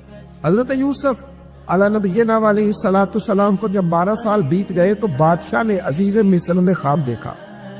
اس نے خواب دیکھا کہ 7 موٹی تازی گائیں دبلی پتلی گائیں کو کھا رہے، اور 7 خشک بالیاں ہیں، اور 7 سرسبز و شاداب بالیاں ہیں. اپنے وزیر سے کہنے لگا کوئی تعبیر والا بندہ ملے. اس نے کہا کہ ایک بندہ ہے جس کی تعبیریں بڑی سچی ہے. وہ کون؟ کہنے لگے جناب یوسف. تو قید خانے میں پیغام بھیجا حضرت یوسف کو کہ خواب کی تعبیر بتائیں، تو جناب یوسف نے یہ نہیں کہا پہلے مجھے باہر نکالو، یہ نہیں فرمایا۔ فرمایا تعبیر یہ ہے کہ جو 7 خشک بالیاں دیکھی ہے نا، اس کا مطلب ہے کہ 7 سال تنگ دستی رہے گی، اور 7 سال سبز بالیاں دیکھی ہے تو پھر 7 سال اللہ خوشحالی دے لے گا۔ اور فرمایا یہ جو تم نے کائیں دیکھی ہے موٹی تازی وہ کھا گئی، اور میں اس کی تعبیر یہ ہے کہ کوشش کرنا جو تمہارے پاس دن یہ چل رہے ہیں جن میں سرسبز و شاداب ہے کھیتیاں، تو 7 سالوں کے لیے اناج جمع کر لینا، بالیوں کے اندر ہی رہنے دینا، باہر نہ نکال، اور پھر اگلے جو خشک سال ہوگے نا وہ جو جمع پونی کی ہوگی نا اس کی برکت سے وہ 7 سال آسانی سے۔ اس پر ہمارے مفسرین نے لکھا اس آیت پر، صوفیاء اور بزرگ تو کہتے ہیں نا سارا اللہ کے راستے میں دے دو، یہ بھی بات اچھی ہے، لیکن اگر کوئی اپنے بچوں کے لیے آنے والے وقت کے لیے کچھ چیزیں سنبھال کے رکھے تو یہ بھی سورہ یوسف سے ثابت ہے، یہ بھی سورہ یوسف سے، تو یہ بھی کوئی ایسا فعل نہیں ہے جس پر کوئی شخص تنقید کر سکے۔ آمدام برسر مطلب حضرت یوسف نے جب تعبیر بتائی تو بادشاہ کہنے لگا کہ انہیں باہر نکالو، آپ فرمانے لگے میں نہیں نکلتا بھائی، نہیں نکلتا میں جیل سے، یہی ٹھیک ہوں میں، آپ کیوں نہیں نکلتے؟ کہنے لگے پہلے اعلان کر کے لوگوں کو بتا کہ میں بے قصور، وہ جو تُو نے پراپوگنڈا کیا نا اپنے منہ سے اعلان کر۔ اس نے جناب زلیخا کو بلایا، ان عورتوں کو بلایا، وہ عورتیں ساری سامنے آئیں، انہوں نے گواہی دی کہ یوسف تو بے گناہ ہے۔ پر سال کتنے لگ گئے؟ اللہ اکبر، 12 سال لگ گئے۔ یقین کرے کچھ لوگوں کو یہ ثابت کرنے میں نا کہ میں ٹھیک ہوں زندگی بیت جاتی، اور میں تمہارا خیر کا ہوں زندگی بیت جاتی ہے۔ لوگوں کو ہوش تب آتی ہے جب مزار پر چادر ڈالنے کا ٹائم آ جاتا ہے، ہوش تب آتی ہے، لیکن پھر ہوش کا کوئی فائدہ۔ 12 سال کے بعد بادشاہ نے ان کو بلایا اور کہنے لگا کہ یہ جو خواب میں نے آپ کو سنایا اب کرنا کیا ہے؟ تو حضرت یوسف کہنے لگے تم سے کچھ بھی نہیں ہوگا، اگر کچھ کرنا ہے تو پھر یہ خزانے کی ذمہ داری میری لگاؤ، اگر کوئی قابل آدمی ہو تو وہ آگے بڑھ کے بات کر سکتا ہے۔ یہاں ہر بندے آگے بڑھ کے کہتا ہے مجھے دے دو ڈیوٹی، لیکن کامل ہو تو وہ آگے بڑھ کے بات کرے اور سمجھے کہ میرے علاوہ کسی کے لیے مشکل ہے تو پھر وہ آگے بڑھے۔ حضرت یوسف نے جب کہا تو انہوں نے آپ کو وزیر خزانہ بنا دیا، پھر ایک وقت آیا کہ وہ عزیز مصر ہی بن گئے، قحط پڑ گیا۔ جب مصر میں قحط پڑا تو دائیں بائیں میں قحط پڑا، کنعان کے آپ رہنے والے تھے وہاں بھی قحط پڑا۔ حضرت یعقوب بیٹے کی یاد میں رو رو کے تو آنکھوں کی بینائی چلی گئی۔ اور یارو باپ بھی بڑا ہی پیار کرتا ہے، بڑا ہی پیار کرتا ہے، بڑا ہی، پتہ ہے باقی تمہیں تحفے دیتے ہیں، باقی تم سے محبت کرتے ہیں، تو باپ تو بیٹے کو اپنی جوانی دے دیتا ہے، اپنی جوانی اپنے بیٹے کے نام کر دیتا ہے۔ باپ بھی بڑا ہی پیار کرتا ہے سنگیو، کوئی نہیں تول سکتا۔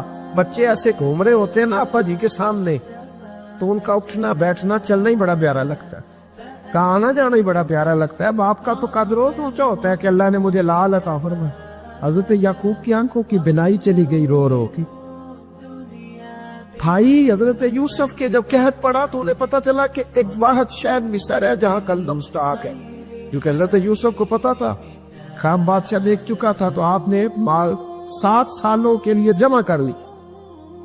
اب بھائی آئے، اللہ اکبر، دشمن سامنے نظر آئے، مخالف حاسد، تو پھر انسان ٹھہرا رہے اور انسان کمزور نہ ہو، طاقتور، اتنا طاقتور ہو کہ حکمران ہی بن گیا ہو۔ ذرا نبیوں کے حوصلے بھی دیکھ، پیغمبروں کے حوصلے بھی دیکھنا۔ بھائی آئے کا کندم چاہیے تو جناب یوسف تے اوہو پائیاں جے اساک نہیں کو جو وچ خار نہ ہوئے۔ ہاں امیہ صاحب فرمایا کرتے تھے بھائی پائیاں دیا باواں ہوتے تے بھائی پائیاں دے ویری۔ بھائی جیسے ہی داخل ہوئے تو جناب یوسف کی آنکھیں پھار آئے، رو پڑے، او میرے بھائی آ گئے، رو پڑے۔ وزیر مشیر دائیں بائیں دیکھتے کہ حضرت یوسف کو کیا ہوا، رو پڑے اور بھر بھر کے گندم دی، اس کو اشارے کرتے چل تھوڑی اور ڈال، چل تھوڑی اور ڈال دے۔ جب بانیوں کو دے چکے تو پھر فرمانے لگے کہ شاید اس سے گزارا نہ ہو، ضرورت پڑی تو دوبارہ بھی آ گا۔ अपनी कौम को तरस दे रहे, थोड़ा थोड़ा खाओ। वो भाइयों को कहते जरूरत पड़ी ना आ जाना दोबारा। और कहने लगे तुम्हारा एक और भाई भी है। कहाँ है? बिन्यामीन नाम है। फरमाया हो सके तो उसे भी ले आ। भाई पैसे लेके आए थे गंदम लेने के लिए, और जब वापस जाने लगे तो हजरत यूसुफ ने उनकी रकम दोबारा रख दी। वो दोबारा उनकी बोरियों में रख दी। घर जाकर उन्होंने खोली तो गंदम भी थी और पैसे भी थे। अजनूर से पैसे थोड़ी वसूल करने। जाके अपने वालिद से कहने लगी अब्बा बादशाह पड़े देखे हैं पर उसमें कोई खुशबू देखी। तो उसने कहा है कि अपने दूसरे भाई को भी लेके आना, तो बिन्यामीन को ले जाएं। हजरत याकूब फरमाने लगे पहले भी तुम पे भरोसा कर चुका हूं, बार बार नहीं करूंगा। यूसुफ गवा चुका हूं। पोते बोल पड़े, कहने लगे दादाजी आप तो हर वक्त यूसुफ यूसुफ ही करते रहते। उन्होंने जिद की, इसरार किया, तो जनाब बिन्यामीन को साथ वादा लेके, आहद लेके, कसम लेके भेज दिया हजरत याकूब ने। जनाब बिन्यामीन भी पहुंचे मिस्र में। ये दोनों एक माँ से थे, सगे दोनों थे। हजरत यूसुफ ने जनाब बिन्यामीन को देखा तो अपने साथ बिठा लिया और जरा बातें बातें करके ना, इधर बैठ जाओ, इधर बैठ जाओ। अच्छा नहीं है जगह, आप इधर आ जाओ, मेरे साथ बैठ जाओ।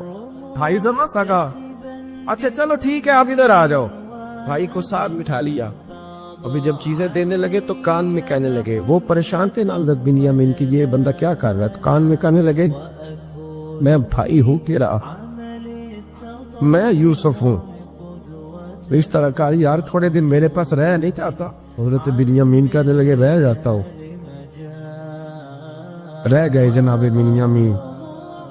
अब कहा नहीं मैं नहीं भेजूंगा। कुछ लोगों ने ये लिखा है कि हजरत बिन्यामीन के जो बोरी थी उसके अंदर उन्होंने थैले के अंदर शाही प्याला रख दिया और फरमाया इसको हम नहीं जाने देंगे। हमारा प्याला कैसे, ये नहीं कहा कि ये चोर है, कब प्याला कैसे आया इसके थैले में, लिहाजा ये अभी हम लगेगा हमारे पास देखेंगे। बाकी चले गए तो यहूदा कहने लगा कि मैं नहीं जाता, मैं यही ठहरूंगा, इसलिए कि मैं बाप को क्या बताऊंगा कि पहले भी मैं कुर्ता मैं ही लेके गया था यूसुफ का, अब मैं क्या बताऊंगा। वापस गए और जाके बताया कि जनाब बिन्यामीन को उन्होंने रख लिया है, मामला बन गया है। वो कहते हैं कैसे प्याला आया है, शाही प्याला। हजरत सैयदना याकूब अलैहिस्सलाम फरमाने लगे मैंने तुम्हें पहले ही कहा था कि तुम मेरे बिन्यामीन को भी ले जा रहे हो। पहले मैं भरोसा करके यूसुफ के मामले में परेशान हूँ। फरमाया इस तरह करो, जाओ ढूंढो जाके मेरे यूसुफ और ढूंढो जाके मेरे बिन्यामीन को, जाओ तलाश करो। अल्लाह अकबर। भाई दोबारा आए, गंदम भी खत्म हो गई थी। आते ही कहा कि ऐ अजीज़े मिस्र बड़ी बुरी हालत है, हम बड़े परेशान हैं, हमारे बाप की रो रो के आंखें चली गई है, मेहरबानी करो कुछ गंदम भी दे दो और इस तरह करो कि हमारा भाई भी हमें वापस कर दो ताकि हम इसे ले जाए और हमारे वालिद गिरामी की आंखें ठंडी हो। हजरत यूसुफ अला नबीना अलैहिस्सलातु सलाम उनकी बातें भी सुनने लगे और गौर से उनके चेहरे भी देखने लगे, गौर से। तो जब उन्होंने हजरत यूसुफ अलैहिस्सलाम की तरफ गौर से देखा, हजरत यूसुफ कहने लगे मुझे पहचानते हो, पहचानते हो? कहा नहीं। फरमाने लगे मैं यूसुफ हूं। काला अना यूसुफ, कहने लगे मैं यूसुफ हूं। और हजरत बिन्यामीन की तरफ इशारा कर कहने लगे वह हाज़ा अखी, और ये मेरा भाई है। मैं यूसुफ हूं और ये मेरा भाई है। और फरमाने लगे अल्लाह ने हम पर एहसान किया है और जो तकवा इख्तियार करता है और सब्र करता है अल्लाह ताला उस नेक के अजर को कभी जाया। ये नहीं फरमाया मैंने बड़े तकवे किए परहेजगारी की तो बच गया। फरमाया जो भी तकवा इख्तियार करे, जो भी सब्र करेगा, अल्लाह उस नेक के अजर को कभी जाया नहीं करेगा। फिर फरमाने लगे जाओ आज तुम पर कोई गुनाह नहीं, जाओ एक तामी उसी वक्त ही। फरमाया जाओ मैंने तुम्हें माफ किया, जाओ मैंने तुम्हें माफ किया। और फरमाने लगे मेरी दुआ है कि मेरा रब भी तुम्हें माफ कर। फिर फरमाया ये मेरी कमीज ले जाओ, मेरा कुर्ता, और मेरे बाप की आंखों पे डाल देना, उम्मीद है उनकी आंखों की रोशनी वापस आ जाएगी। जाओ ले जाओ। तो वो कुर्ता लेके गए। इज़हबू भी कमीसी हाजा, ये मेरा कुर्ता ले जाओ। देखो अल्लाह वालों के वजूद से जो चीज लग जाए तबर्रुक बन जाती है। تو وہ کرتا لے کے گئے بھائی، ابھی دور ہی تھے، تو قرآن مجید کہتا ہے ابھی وہ دور تھے، تو سیدنا یعقوب علیہ السلام فرمانے لگے بھئی مجھے یوسف کی خوشبو آ رہی، مجھے نا یوسف کی، اللہ اکبر، کون اندازہ کرے باپ اور بیٹے کی محبت کا، مجھے نا خوشبو آ رہی ہے، یوسف کی خوشبو، مجھے خوشبو آ رہی ہے۔ حضرت سیدنا یعقوب علیہ السلام کی آنکھوں پہ ڈالا تو روشنی واپس آ گئی۔ کعبہ جی ذرا چل کے دیکھو تو صحیح، رب نے آپ کے بیٹے کو کتنی شان عطا فرمائی۔ چلو نا، یہ 72 لوگ تھے جو یہاں سے چلے کنان سے، اور ہزاروں کا لشکر لے کر حضرت یوسف آئے، ہزاروں کا لشکر لے کے والد کے استقبال کے لیے۔ اور جب باپ بیٹے کی ملاقات ہوئی تو امام غزالی فرماتے ہیں 4 لوگ دنیا میں بڑا ہی روئے، ایک حضور بڑا روئے ہیں امت کے غم میں، اور ایک سیدہ فاطمہ بڑا ہی روئی ہیں حضور کے وصال کے بعد، اور تیسرا فرماتے ہیں یعقوب بڑا ہی روئے ہیں حضرت یوسف کے، بڑا ہی، اور چوتھے امام زین العابدین بڑا ہی روئے ہیں واقعہ کربلا کے بعد۔ یہ 4 لوگ بڑا ہی روئے۔ پھر جب ملاقات ہوئی دونوں کی تو اس درد سے ملاقات ہوئی کہ ہر آنکھ اشک بار ہو گئی۔ باپ بیٹے اتنی وارفتگی سے مل رہے تھے، اتنی وارفتگی سے کہ دائیں بائیں انہیں خبر ہی نہ رہی کہ باقی لوگ بھی ہیں۔ حضرت علامہ اسماعیل حقی نے لکھا ہے کہ جناب جبریل امین حضرت یعقوب کے کان میں کہنے لگے بس کریں، اوپر تو ذرا نظر اٹھائے، فرشتے بھی دیدار کے لیے آئے ہوئے۔ دیکھیں اللہ کے فرشتے بھی آئے ہیں اس منظر محبت کو دیکھنے کے لیے۔ حضرت سیدنا یعقوب علیہ السلام، حضرت یوسف کی والدہ، اور پھر آپ کے 11 بھائی سارے آپ کے لیے سجدے میں گئے۔ تو حضرت یوسف کہنے لگے ابا جی یہ وہ میرا خواب ہے جو میں نے بچپن میں دیکھا، یہ وہ میرا خواب ہے۔ حضرت سیدنا یعقوب علیہ السلام پھر کم و بیش لگ بھگ 23 سال، کچھ نے لکھا 40 سال مصر میں رہے، اور جب وصال ہونے لگا تو حضرت یوسف سے فرمانے لگے بیٹا مجھے یہاں دفن نہ کرنا، مجھے وہیں لے جانا جہاں میرے والد دفن ہے۔ وہاں جا کے وہ دفن ہوئے۔ حضرت یوسف علیہ السلام نے پھر سالوں حکومت کی مصر پر، پھر وہیں ان کی تدفین ہوئی، اور جب تدفین ہوئی تو اختلاف ہو گیا، ہر قبیلہ کہتا تھا ہم نے اپنی طرف یوسف کو دفن کرنا ہے، اس لیے کہ جس طرح ان کو دفن کریں گے خوشحالیاں ہوں گی۔ پھر فیصلہ ہوا کہ سنگ مرمر کے تابوت میں رکھ کے حضرت یوسف کو دفن کیا جائے، اور دفن کرنے کے بعد ایسی جگہ پہ دفن کیا جائے جہاں سے پانی چھو کے گزرتا ہے۔ تو ان کو وہاں دفن کیا گیا، پانی چھو کے گزرتا تھا، لوگ کھیتیوں کو لگاتے تھے، اور مصر سرسبز و شاداب رہتا تھا۔ حضرت عیسیٰ علیہ السلام کے پاس ایک شخص آیا، کہنے لگا میں نے آپ کے ساتھ رہنا ہے، میں نے ہمیشہ آپ فرمانے لگے میں ضرور ساتھ رکھوں گا پر دنیا داری کا مطالبہ نہ کرنا۔ جی تے اس پیر دے بندے کیویں مرید ہون، جدے مرید ہویا دکان ہی نہ چمکے، کیا مطلب ہوا بیعت ہونے سے؟ اتنی دیر کے مرید ہوئے ہیں تو کوئی فائدہ نہیں ہوا، نہ کاروبار چمکا نہ دکان بنی۔ الٹا پیر صاحب کہتے ہیں سود بند کر دو، دھوکے بند کر دو، فریب بند، جت ہوندہ پہ ادو بھی نہیں ہون دے دے، کیا فائدہ ہے نا جی؟ تو کوئی مکر فریب ہی نہیں، دجل ہی نہیں، سادہ سادہ کام کیسے ہوگا؟ حضرت عیسیٰ علیہ السلام کہنے لگے میرے ساتھ رہنا ہے تو دنیا داری سے، بولیے دنیا داری سے بچنا۔ کہنے لگا جی بالکل صحیح ہے۔ آپ فرمانے لگے چلو ٹھیک ہے۔ حضرت عیسیٰ نے چاہا کہ اس کا امتحان کرے، فرمایا پہلے دن وہ آیا ہے صحبت صلح میں رہنے کے لیے، خیر سیکھنے کے لیے۔ حضرت عیسیٰ علیہ السلام فرمانے لگے کتنی روٹیاں کھائے گا؟ کہنے لگا 1۔ آپ نے 3 روٹیاں منگوائی، ایک خود کھائی، ایک اس کو کھلائی، تیسری وہیں رکھی، اور جناب عیسیٰ دریا پہ وضو کرنے تشریف لے گئے۔ واپس آئے تو روٹی کوئی نہیں تھی وہاں۔ فرمایا روٹی کس نے کھائی ہے؟ کہنے لگا کوئی پتہ نہیں۔ جناب عیسیٰ علیہ السلام نے نا اس کو معجزہ دکھایا۔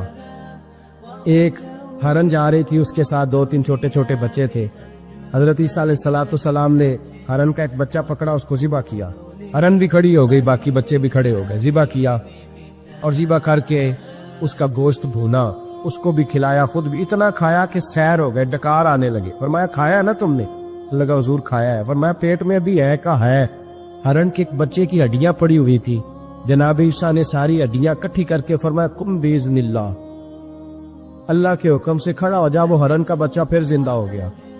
آپ فرمانے لگے ہرن کے بچے کا گوشت تیرے پیٹ میں بھی ہے، میرے پیٹ میں بچہ وہ جا رہا ہے۔ اب تو بتا دے روٹی کس نے کھائی ہے، اب تو بتا دے۔ کہنا جی کوئی پتہ نہیں، مجھے پتا۔ حضرت عیسیٰ علیہ السلام اس کو ساتھ لے گئے، دریا کے اس پار جانا تھا، فرمایا ہاتھ پکڑا چلو گزرو، دریا میں پیر رکھا اس کا بھی اپنا بھی، کہنے لگا جی ڈوب جاؤں گا، فرمایا تو میرے ساتھ ہے، تجھے معجزہ دکھانا ہے، اللہ کی قدرت دکھانی ہے۔ پیر رکھا دریا میں، پیدل چلتے ہوئے دوسرے کنارے چلے گئے، کوئی ڈوبا نہیں، پیر بھیگا نہیں، فرمایا اتنی بڑی تو نے معجزہ دیکھا ہے، اب تو بتا دے روٹی کس نے کھائی ہے۔ کہنے لگا جی پتا، مجھے خبر، حالانکہ ہمیں سارا ہی پتا ہوتا ہے، پتا نہیں مجھے، بولے بن جاتے ہیں نا منٹ میں۔ حضرت عیسیٰ کہنے لگے میں اللہ کا پیغمبر ہوں، مجھے منوانا آتا ہے۔ دریا کے اس پار گئے تو ریت تھی، صحرا کا علاقہ تھا، جناب عیسیٰ نے ریت کٹی کی، چھوٹی چھوٹی ڈھیریاں لگائیں، 3 ڈھیر ریت کے لگ گئے، 3 ڈھیر، جب 3 ڈھیر لگ گئے تو جناب عیسیٰ علیہ السلام نے پھونک ماری، وہ ساری کی ساری ریت سونا بن گئی۔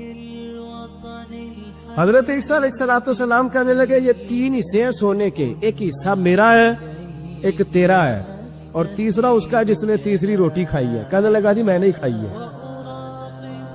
تیسرا حصہ اس کا جس نے تیسری روٹی کھائی۔ کہنے لگا جی روٹی، فوراً مان گیا، بے قدرہ کچھ قدر نہ جاتی، کیتی خوب تسلی ہو، اے دنیا دار پجاری زردے کتیاں دے گل ٹلی ہو، میں نہیں کھائی ہے۔ وہ میاں صاحب کمال کر گئے، وہ ایک شخص لے گیا میاں محمد بخش علیہ رحمہ کو تانگے پہ بٹھا کے، کہنے لگا یہ پہلی بھی میری، وہ بھی میری، وہ باغ بھی میرا، یہ میرے چاچے کی، وہ میرے تائے کی، یہ میرے دادے کی، بڑے مالدار ہیں۔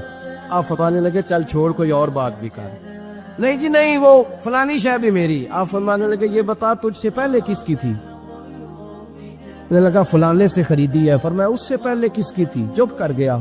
آپ فرمانے لگے دانش مندہ نہ کم نہ ہی دل دنیا نہ لاڑا، اس بوٹی کئی خامن کیتے، جو کیتا سو کھانا، چھوڑ اس کی بات نہ سنا، اس کا تو کبھی کوئی مالک ہوتا ہے کبھی کوئی ہوتا ہے۔ کہنے لگا جی میں نہیں کھائی ہے روٹی۔ تو حضرت عیسیٰ کہنے لگے تو نے ظلم کیا، نبی کی صحبت پر تو نے ایک روٹی کو فوقیت دی، ایک روٹی، اور مجھے دھوکہ دیا اللہ کے پیغمبر کو۔ فرمایا جا میں نے مال کا کیا کرنا ہے، سارا ہی سونا تیرا ہے، 3 ڈھیریاں تو ہی رکھ لے۔ حضرت عیسیٰ کہہ کے گزرے تو پیچھے سے ڈاکو آ گئے، تلواریں ہاتھ میں، 2 ڈاکو، سونا پڑا ہوا دیکھا، کہنے لگے تیرا ہے؟ کہا میرا ہے۔ کہا اٹھ دوڑ جا تجھے قتل کر دیں گے۔ منت کرنے لگا، کہنے لگا یار اس طرح کرو نا، بانٹ کے کھاتے ہیں، بانٹ کے کھا لیتے۔ بات طے ہو گئی، ایک ایک ڈھیری کے مالک ہو گئے۔ اب وہ بات چیت ہونے لگی، نام پتہ واقفیت ہو گئی، تعارف ہو گیا۔ اب وہ جو 2 ڈاکو تھے ان کو وہ شخص کہنے لگا بھوک لگی ہے یار کو روٹی کھاؤ، کچھ پیسے دے کے ایک کو بھیجا۔ وہ جو 2 ڈاکو تھے ان میں سے جو کمزور تھا اس کو بھیجا کہ جاؤ کھانا لے کے آؤ۔ وہ کھانا لینے گیا تو پیچھے سے کہنے لگا تیرا رشتہ دار ہے؟ کہا نہیں، کوئی تعلق؟ کہنے لگا کوئی نہیں۔ آدھا حصہ کیوں دیتے ہو؟ کہنے لگے کمزور سا بندہ ہے، روٹی شوٹی لا دیتا ہے، میرے کام شام کرتا ہے، تو میں اس کو آدھا۔ اس نے کہا دفع کرو، چھوٹے چھوٹے کام کرتا ہے تم آدھا حصہ دیتے ہو، آتا ہے تو پکڑ کے قتل کر دیتے ہیں، سونا آدھا آدھا بانٹیں گے۔ ٹھیک ہو گیا جی۔ وہ جو روٹی لینے گیا تھا وہ بھی کہنے لگا مجھے تو نوکر سمجھا ہوا ہے نا، کھانے میں لاؤں، پانی میں لاؤں، بستر میں بچھاؤں، آج اتنا سونا ہاتھ آیا، بڑا ڈاکہ لگا، ان کو قتل کرتا ہوں نا دونوں کو تو سونا میں قبضے میں کرتا ہوں۔ اس نے بھی دھوکہ دینے کا ارادہ کیا، کھانے میں زہر ملایا۔ امام راضی فرماتے ہیں وہ زہر ملا کھانا لے کے پہنچا، روٹی رکھی تھی، ان دونوں نے یک بارگی حملہ کیا، اسے قتل کر دیا۔ قتل کر کے لاش دریا میں پھینکی، مست ہو کے کھانے لگے۔ جب سیر ہوئے تو پھر پیٹ کٹنے لگا، انتڑیاں ٹوٹنے لگی، ناک منہ کان ہر چیز سے خون نکلنے لگا۔ چیخے مارتے کوئی سارا سونا لے لے ہمیں بچا لے، سارا کچھ لے لے جان بخش دے، رونے لگے تڑپنے لگے، لیکن اب کوئی بچانے نہیں آیا، کوئی داد رسی کو نہ آیا۔ تینوں لاشیں ایک دریا میں، دوسری وہاں، مر گئے، مردہ ہو گئے۔ حضرت عیسیٰ علیہ السلام چند گھنٹوں کے بعد گزرے تو لوگوں نے کہا حضور یہ کیا ہے؟ فرمایا دنیا داری کا انجام، لالچ کا انجام، دھوکے کا انجام، فریب کا انجام۔ حضرت ادریس علیہ السلام کی دوستی ہو گئی رضوان سے۔ رضوان جنت کے فرشتے کا نام ہے جس کے پاس چابی ہے جنت کی، دروازے پہ بیٹھے ہوتے ہیں۔ رضوان اس فرشتے کا نام ہے. تو حضرت ادریس کا یرالہ تھا, وہ ملنے آتے تھے جناب ادریس علیہ السلام کو. تو ایک دن حضرت ادریس کہنے لگے تو خود تو یہاں کی سیر کر جاتا ہے, مجھے کبھی کرائی نہیں, آپ بھی کر لیں. تو فرشتہ آپ کو جنت دکھانے لے گیا. جنت میں جا کے تو کہنے لگا حضور چلے, فرمانے لگے کدھر؟ کہنے لگا واپس, فرمانے لگے میں نے جانا ہی نہیں. اس نے کہا کیوں؟ فرمانے لگے اللہ فرماتا ہے ہم فیہ خالدون, جو جنت میں آئے گا نکالا نہیں جائے گا. تو کیسے مجھے نکال سکتا ہے؟ کہنے لگے جناب آپ نے سیر کا کہا تھا. فرمایا سیر ہی ہے یہ, اس لیے کہ جنتی ساری عمر ہی سیر کریں گے, وہ سیر ہی کریں گے, سفر تو تھکا دیتا ہے بندے, یہ سیر ہی ہے. اب وہ فرشتے پریشان ہوئے تو رب کریم نے فرمایا وہ فرشتے تیرا اور اس کا یرانہ بھی میں نے لگوایا تھا, اور اس کو جنت کی سیر پر آنے کی خواہش بھی میں نے ہی پیدا کی تھی, اور تو کون ہوتا ہے میری بغیر اجازت دروازہ کھول سکے؟ بلوایا بھی میں نے ہی تھا, اور یہ جو میں نے کہا نا اڑ جا, یہ توفیق بھی میری ہوئی ہے, میری طلب بھی تو تیرے کرم کا صدقہ ہے. یہ پاؤں اٹھتے نہیں بلکہ یہ اٹھائے جاتے ہیں. تو جب بلا لیا ہے, جنت میں داخل کرا لیا ہے, اور جنت بھی وہ والی جس کو میرے رسول پاک کے قدموں نے جنت بنایا ہے, وہ جنت جس کو ریاض الجنہ کا لفظ دیا ہے, حضور نے جنت جس کو بنایا ہے, وہاں تک پہنچ جائے. یہ ہے ارض جنت, یہ طیبہ کی زمین ہے ارض جنت, پر زمین کس کی ہے؟ کیسا عجیب معاملہ ہے. یہ ہے ارض جنت, یہ طیبہ کی زمین ہے. جنت بھی یہیں, کیونکہ مالک جنت بھی یہیں ہے. جنت بھی یہیں, مالک جنت بھی یہیں. جنت بھی یہیں تو مالک جنت بھی. اور وطن بڑا پیارا, اولاد بڑی پیاری, جان بڑی پیاری. اور حضرت ابراہیم سے رب کریم نے فرمایا چل ابراہیم کوئی چیز دے, تو کہا یا اللہ تینوں ہی تیرے نام پہ قربان کرتا ہوں, تیری ہوئی ساری, ہر شے تیری. حضرت ابراہیم نے دین کے لیے آپ شہر بابل کے قریب پیدا ہوئے تھے, وہاں سے مصر آئے, مصر سے فلسطین آئے, اور فلسطین سے آ کر کے کعبہ آباد فرمایا. زندگی سفروں میں گزری. سفر ایک تکلیف والی چیز ہے, پر حضرت ابراہیم نے وطن چھوڑ دیا, گھر چھوڑ دیا. جان بڑی عزیز ہوتی ہے. اصل میں نا جب انسان جد و جہد کرتا ہے نا دین کے لیے, تو اس کے رستے میں بڑی چیزیں آتی ہیں. کبھی اولاد, کبھی کھال, کبھی باہر, کبھی حکومتیں, کبھی سیاستیں, کبھی چدراہٹیں. اس کے رستے میں بڑا کچھ آتا ہے, اور اسے ہر چیز کو فیس کرنا پڑتا ہے. گھر کے اندر بھی جنگ ہوتی ہے, اور گھر کے باہر بھی لڑائی ہوتی ہے. یہ آسان ہے ہی نہیں. ہم تو خیر ہتھیار چھوڑ کے پھینکنے والے لوگ ہیں, ہم بولے بالے لوگ ہیں. ہم کہتے ہیں میں نے تو کہا تھا مہندی نہ کرو, پر بیٹے نہیں مانے, بولے جو ہوئے. اسی طرح حالانکہ اگر وہ بیٹا کہے نا کہ ابا جی لاؤ زندگی میں سارا کچھ میرے نام کرو, تو پھر ہم بولے نہیں ہوتے, اور اس وقت ہم تیز ہوتے ہیں, کہتے ہیں یہ کیسے ہو سکتا ہے, ہاتھ کاٹ کے دے دوں. اس وقت نہیں. دین کے معاملے میں بولے ہوتے ہیں. بیٹا بد مذہب کے پاس جا رہا ہے تو اس وقت ہم بولے بالے ہیں, کوئی عرض نہیں. لیکن اگر وہ اپنی پسند کی شادی کرے, ہمیں کراس کر کے, پھر ساتھ ہی ہم تیز ہو جاتے. تو حضرت ابراہیم نے جب دین کے لیے نکلے تو جد و جہد کی, گھر کے اندر بھی گھر کے باہر بھی. آپ کے والد کا نام طارق ہے, وہ توحید پرست تھے, ایماندار تھے, پرہیزگار تھے. آپ کے چچا کا نام آزر ہے, وہ بت پرست تھے, بت بیچا کرتے تھے. حضرت سیدنا ابراہیم علیہ السلام جب میدان عمل میں نکلے تو حضرت ابراہیم علیہ السلام نے اپنے گھر سے جہاد شروع کیا. لڑنا پڑا, کر کے اصولوں سے. چچا نے جو رواج بنائے ہوئے تھے اس رواج سے ٹکرائے. فرمایا میں اپنے گھر کے اندر یہ بت پرستی نہیں ہونے دیں گا. چچا کو ایک دفعہ نہیں, بار بار 100 دفعہ سمجھایا.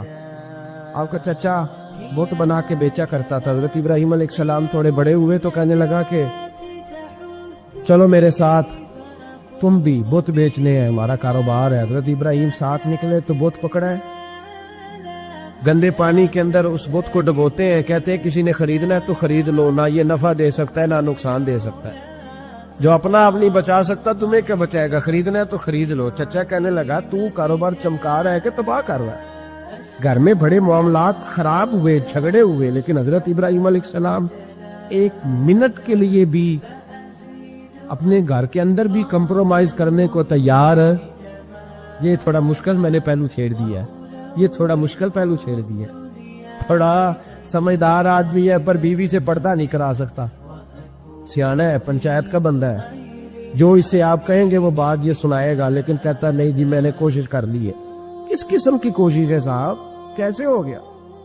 حضرت ابراہیم علیہ السلام نے گھر کے اندر سے فرمایا نہیں کرنے دوں گا, گھر کے اندر بھی ٹکرائے, فرمایا تم جو بھی ہو پاش پاش کیا چچا کے اصولوں کو, اور باہر جب نکلے تو صرف علاقے کے چیئرمین سے نہیں ٹکرائے, ایم پی ایم این اے وزیر مشیر سے نہیں ٹکرائے, سپر پاور نمرود دنیا کا واحد حکمران تھا اس وقت, دوسرا کوئی حکمران ہی نہیں تھا, اکیلے حکمران سے جا کر ٹکرائے, کوئی ساتھ فوج نہیں تھی, کوئی ساتھ ان کے طاقت بظاہر دنیا داری کی کوئی نہیں تھی, پر حضرت ابراہیم جا کے ٹکرائے. اور میرے رسول پاک صلی اللہ علیہ وسلم نے سند بیان کی, فرمایا افضل الجہاد کلمۃ الحق عند سلطان الجابر, فرمایا سب سے افضل جہاد یہ ہے کہ تو ظالم بادشاہ کے سامنے کھڑے ہو کے حق بات بیان کرتے, یہ سب سے بڑا جہاد ہے, یہ سب سے افضل الجہاد کلمۃ الحق عند سلطان الجابر, سب سے بڑا جہاد. حضرت ابراہیم کھڑے ہو گئے, سپر پاور سے ٹکرائے. یہاں ہم لوگ حکمتوں کا شکار ہیں, دیکھیں گے, کریں گے, سوچیں گے, اور مولوی صاحب کو ویسے کہتے ہیں آپ پرہیز کریں سیاسی باتوں سے. بھئی اللہ کے ہر نبی نے جا کے وقت کے ظالم حکمران کو لتاڑا ہے, للکارا ہے, یہ تو مشن انبیاء ہے. حضرت سیدنا ابراہیم علیہ السلام نے جو اس کو جا کے کہا کہ تو جھوٹ بولتا ہے, تو جھوٹا ہے, تو خدائی کا دعویٰ کرتا ہے, تو بہت بڑا ظالم ہے. اور قرآن مجید نے اس ساری بات کو بیان فرمایا. حضرت ابراہیم علیہ السلام سے کہنے لگا میں رب ہوں, تو آپ نے فرمایا میرا رب تو وہ ہے جو زندہ کرتا اور مارتا ہے. تو پھر آپ حق بات بیان کریں گے تو اللہ مارے گا کہ بندہ مارے گا؟ کچھ بھی نہیں ہوتا, کیونکہ زندگی موت کس کے ہاتھ میں ہے؟ اللہ کے ہاتھ میں. زندگی موت اللہ, کچھ بھی نہیں ہوتا. انسان صحیح سمت کا تعین کرے اور صحیح چلے. حضرت علی شیر خدا سے کسی نے کہا تھا کہ آپ کے بڑی دشمنی ہے, کوئی محافظ رکھ لے. آپ فرمانے لگے موت خود بہت بڑی محافظ ہے, وقت سے پہلے آتی ہی نہیں, بڑی محافظ ہے وقت سے پہلے. علامہ نورانی رحمۃ اللہ تعالی علیہ کراچی جیسے شہر میں رہا کرتے تھے, جہاں گام گام پہ خطرہ تھا. لوگوں نے کہا حضرت اتنے بڑے لیڈر ہو, آپ کی جماعت کی 62 سیٹیں ہوئی قومی اسمبلی میں, ایک ایسا وقت بھی آیا تو کوئی ایک آدمی بندوق والا. آپ فرمانے لگے مجھے ضرورت ہی نہیں, اس لیے کہ جس خدا رسول کے لیے میں نکلا ہوں وہ خود ہی حفاظت کرنے والے ہیں, ضرورت نہیں ان کی. تو بھائی حضرت ابراہیم ٹکرائے, اور آپ کا انداز کیا ہے؟ جا کے کہا کہ تو نہیں, خدا وہ ہے جو زندہ کرتا. اور اس نے ایک بیوقوفوں جیسی دلیل دی. ایک آدمی کو کل پھانسی دینی تھی تو اس کو بلایا, کہنے لگا تجھے کب پھانسی ہے؟ اس نے کہا کل. کہنے لگا جا تجھے ذات کیا زندگی دی, اس کو چھٹی دے دی. ایک عام آدمی بیچارہ بیٹھا تھا, اس کو پکڑ کے نا کہنے لگا اس کی گردن اڑا دو. کہنے لگا دیکھ لو میں بھی زندہ کرتا اور مارتا ہوں, وہ جو کل مرنے والا تھا میں نے زندہ کر دیا ہے, اور جس کو پتہ ہی نہیں تھا کہ میں نے مرنا ہے اسے پکڑ کے میں نے مار دیا ہے. یہ بیوقوفوں جیسی دلیل ہے. حضرت سیدنا ابراہیم علیہ السلام چاہتے تو اسی وقت دلیل توڑ دیتے کہ تو کیا بیوقوفوں جیسی بات کر رہا, اگر تو زندگی دیتا ہے تو مرے ہوئے میں جان ڈال کے دے جس کو تو نے مارا ہے. لیکن حضرت ابراہیم نے دیکھا کہ بیوقوف ہے, بیوقوفوں سے بحث نہیں ہوتی, دلیل بدل لی جاتی ہے, ان کی عقل کے مطابق بات کی جاتی ہے. حضرت ابراہیم فرمانے لگے میرا رب وہ ہے جو سورج مشرق سے نکالتا ہے اور مغرب میں غروب کرتا ہے. تو اگر رب ہے تو تو مغرب سے نکال کے مشرق میں غروب کر. فبہت الذی کفر, کافر لاجواب ہو گیا, اس کے پاس اس چیز کا کوئی جواب نہیں تھا. علامہ اسماعیل حقی نے خوبصورت فکرہ لکھا ہے, خوبصورت جان ڈال دی ایک جملہ کہہ کے. حضرت سیدنا علامہ اسماعیل حقی رحمۃ اللہ علیہ فرمانے لگے چونکہ نمرود بیوقوفوں جیسی باتیں کر رہا تھا, اگر وہ یہ کہہ دیتا نا کہ میں سورج کو نکالتا ہوں مشرق سے, میں غروب کرتا ہوں معاذ اللہ مغرب میں میں نکالتا ہوں, تو آپ اپنے رب سے کہیے کہ وہ مغرب سے نکال کے مشرق میں غروب کرے. علامہ اسماعیل حقی فرماتے ہیں رب کریم کی آواز قدرت تھی, مالک حضرت ابراہیم علیہ السلام کے اس اگر وہ کہہ دیتا اور حضرت ابراہیم دعا کر دیتے تو رب کریم نے فرشتوں کو تیار بٹھایا ہوا تھا. فرمایا اگر یہ کہہ دے میرے خلیل سے کہ سورج مغرب سے نکال کے مشرق میں غروب کرنا ہے تو تیار رہنا، جس طرح خلیل کہیں گے ویسے ہی کر دیں گے. واتخذ اللہ ابراہیم خلیلا، ابراہیم ہمارا دوست جو ہوا، جیسے کہے گا ویسے کر دیں گے. حضرت سیدنا ابراہیم علیہ السلام کی باتوں کا جب جواب نہ دے سکا، دلیل نہیں بندہ دیتا، پھر لڑائی کرتا ہے، پھر جھوٹے موٹے اعتراض کرتا ہے. دلیل ختم ہوتی ہے تو لوگ ذاتیات میں اترتے ہیں، کہتے ہیں یہ کھانستا صحیح نہیں، دیکھتا صحیح نہیں. دلیل ختم، اب ذاتیات پہ اترے، کہنے لگے مجھے پتہ چلا ہے کہ یہ فلانی جگہ گیا تھا تو وہاں جا کے اس نے اس طرح کیا ہے.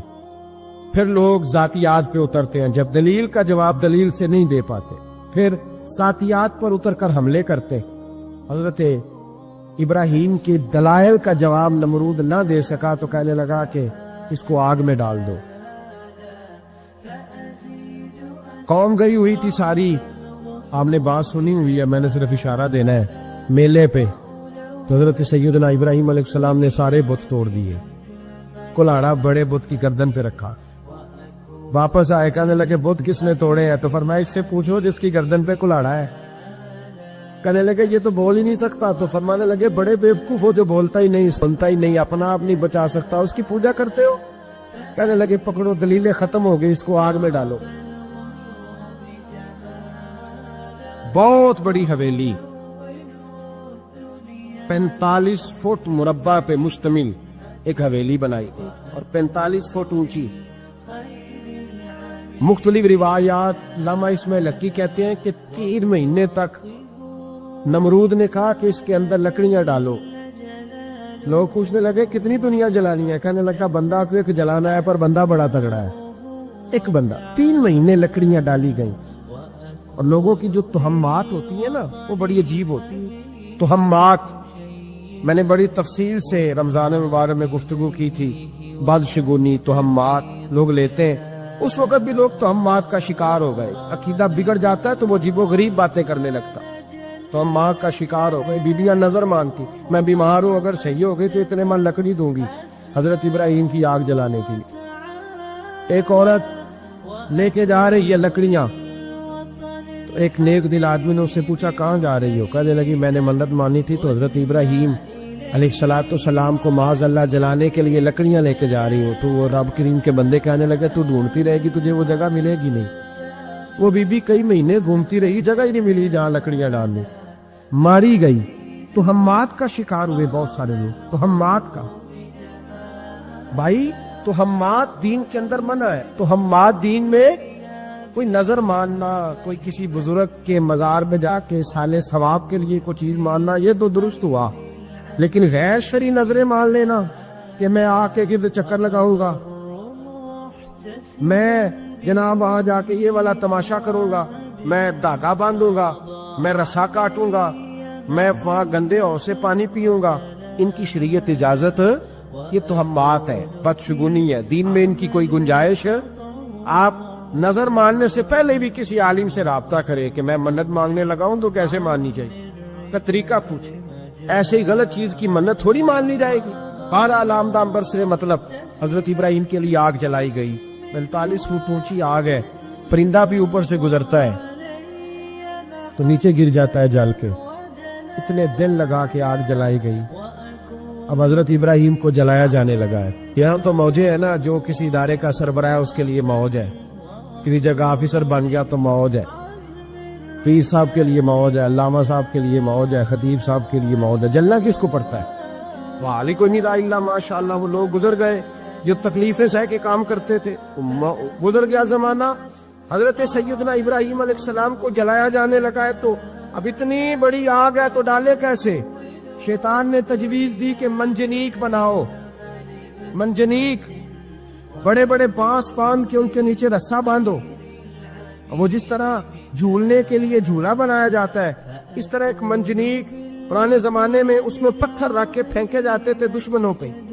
وہ منجنیق بنائی گئی کہ دور سے حضرت ابراہیم کو پھینکیں گے. ہاتھ حضرت ابراہیم کے باندھ دیے، پاؤں مبارک باندھ دیے. پوری زمین پہ ایک نام لینے والا خدا کا، اور اس کو آج رسیوں میں جکڑا ہوا ہے. جب پھینکا جانے لگا نا آگ میں، حوریں رونے لگی، فرشتے تڑپنے لگے، اے اللہ یہ کیا ہونے لگا؟ ایک تیرا خلیل اور وہ بھی آگ میں۔ فرمایا جاؤ جا کے اس سے کہو اگر تمہاری مدد لیتا ہے تو اسے بچاؤ۔ ہوا کا فرشتہ آیا، کہا ابراہیم اگر تو کہے، او بھائی ان چیزوں کو کہانی سمجھ کے نہ سنا کرے، یہ داستان نہیں، یہ وہ طریقے ہیں جو ہمارے رسول نے ہمیں اپنانے کا حکم ارشاد فرمایا ہے، جو عقیدے، یہ وہ نظریات ہے جو ہمیں اوڑھنے کو کہا گیا، اپنے رب کریم کی رضا پہ راضی رہنے کے یہ وہ خوبصورت مواقع ہیں صوفیاء نے جن کو بنا کر سمجھا کر ہم تک پہنچایا ہے۔ یہ ہے اہل طریقت کی باتیں، وہ کہتے ہیں یار جس حال میں رکھے راضی رہنا ہے۔ حضرت ابراہیم علیہ السلام کو پھینکا جا رہا ہے، فرشتہ آیا، اے اللہ کے خلیل اگر حکم دو تو اتنی ہوا چلاؤں کہ نمرودی جل جائے، سارے آگ ان پہ پھینک دی جائے۔ اب نے فرمایا تو جا، تجھ سے مجھے کوئی کام نہیں۔ تھوڑی دیر کے بعد بانی کا فرشتہ آیا، کہا حضور اتنی بارش برساؤں گا کہ آگ بجھ جائے گی۔ فرمایا تو جا، تجھ سے کوئی کام نہیں۔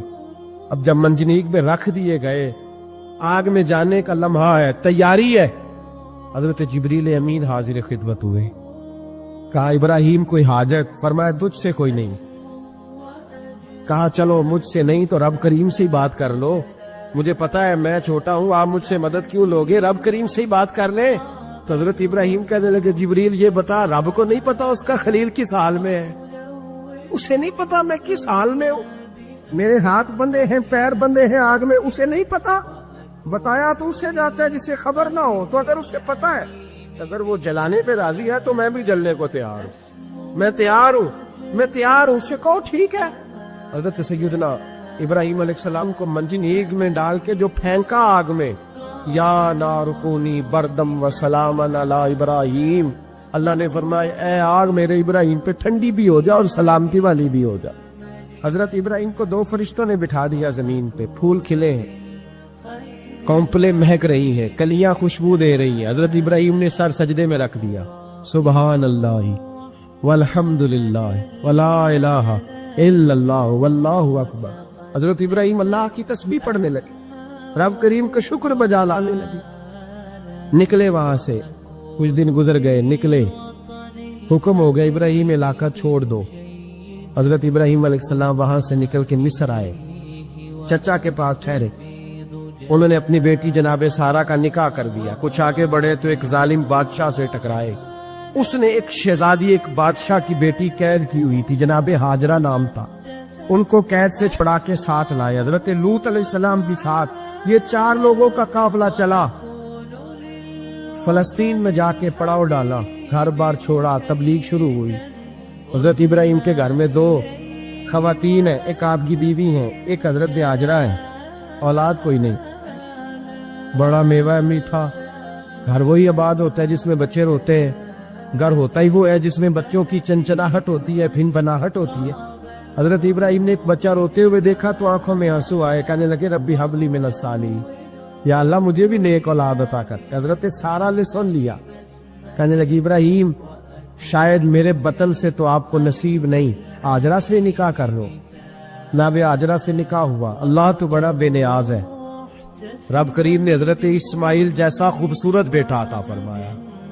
بیٹا کالا سے آپ ہی ہو تو سینے کی ٹھنڈک ہوتا ہے، پر یہ تو وہ بیٹا ہے جس کی پیشانی میں نور محمدی چمکتا ہے صلی اللہ علیہ وسلم۔ حضرت سیدنا اسماعیل علیہ اتنے خوبصورت، اب جس بیوی کے یہاں بیٹا تھا، بیٹھنا اٹھنا بھی زیادہ اس کے پاس، آنا جانا بھی اس کے پاس، توجہ ادھر ہو گئی۔ جناب سارہ رشک کرنے لگی، ایک دن کہنے لگی اسے چھوڑا جنگل میں، وادی غیر ذی زرع مکے کے پاس۔ بھائی ایک بیٹا عالم دین بنا لو، کہنے لگا روٹی کہاں سے کھائے گا؟ تیرے 5 بیٹے ہیں، کو حافظ قرآن بنا کے تو روٹی کہاں سے کھائے گا؟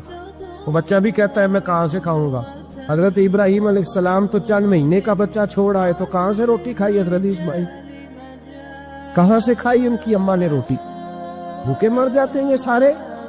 میں بڑی ذمہ داری سے کہا کرتا ہوں کہ جتنی خوبصورت روٹی اللہ کریم دین کے خادموں کو عطا کرتا ہے شاید کسی اور کے نصیب ہوتی ہو، لیکن ہم لوگ توجہ ہی نہیں کر رہے، ہمارا ذوق ہی نہیں بن رہا، ہم یہ محنت ہی نہیں کر رہے کہ قوم کو مستند علماء کی ضرورت ہے، علاقوں کے علاقے خالی ہیں، ادھر ہمارا مزاج ہی نہیں بن رہا، توجہ ہی نہیں۔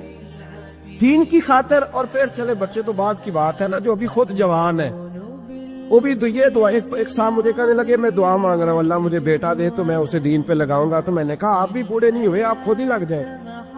بیٹا تو ابھی آئے گا تو لگے گا نا, تو آپ تو اس وقت ہے تو آپ تو پہلے لگے نا صاحب, 2 گھنٹے تو نکال کے آئے, دین سیکھنے کو کافی ہے.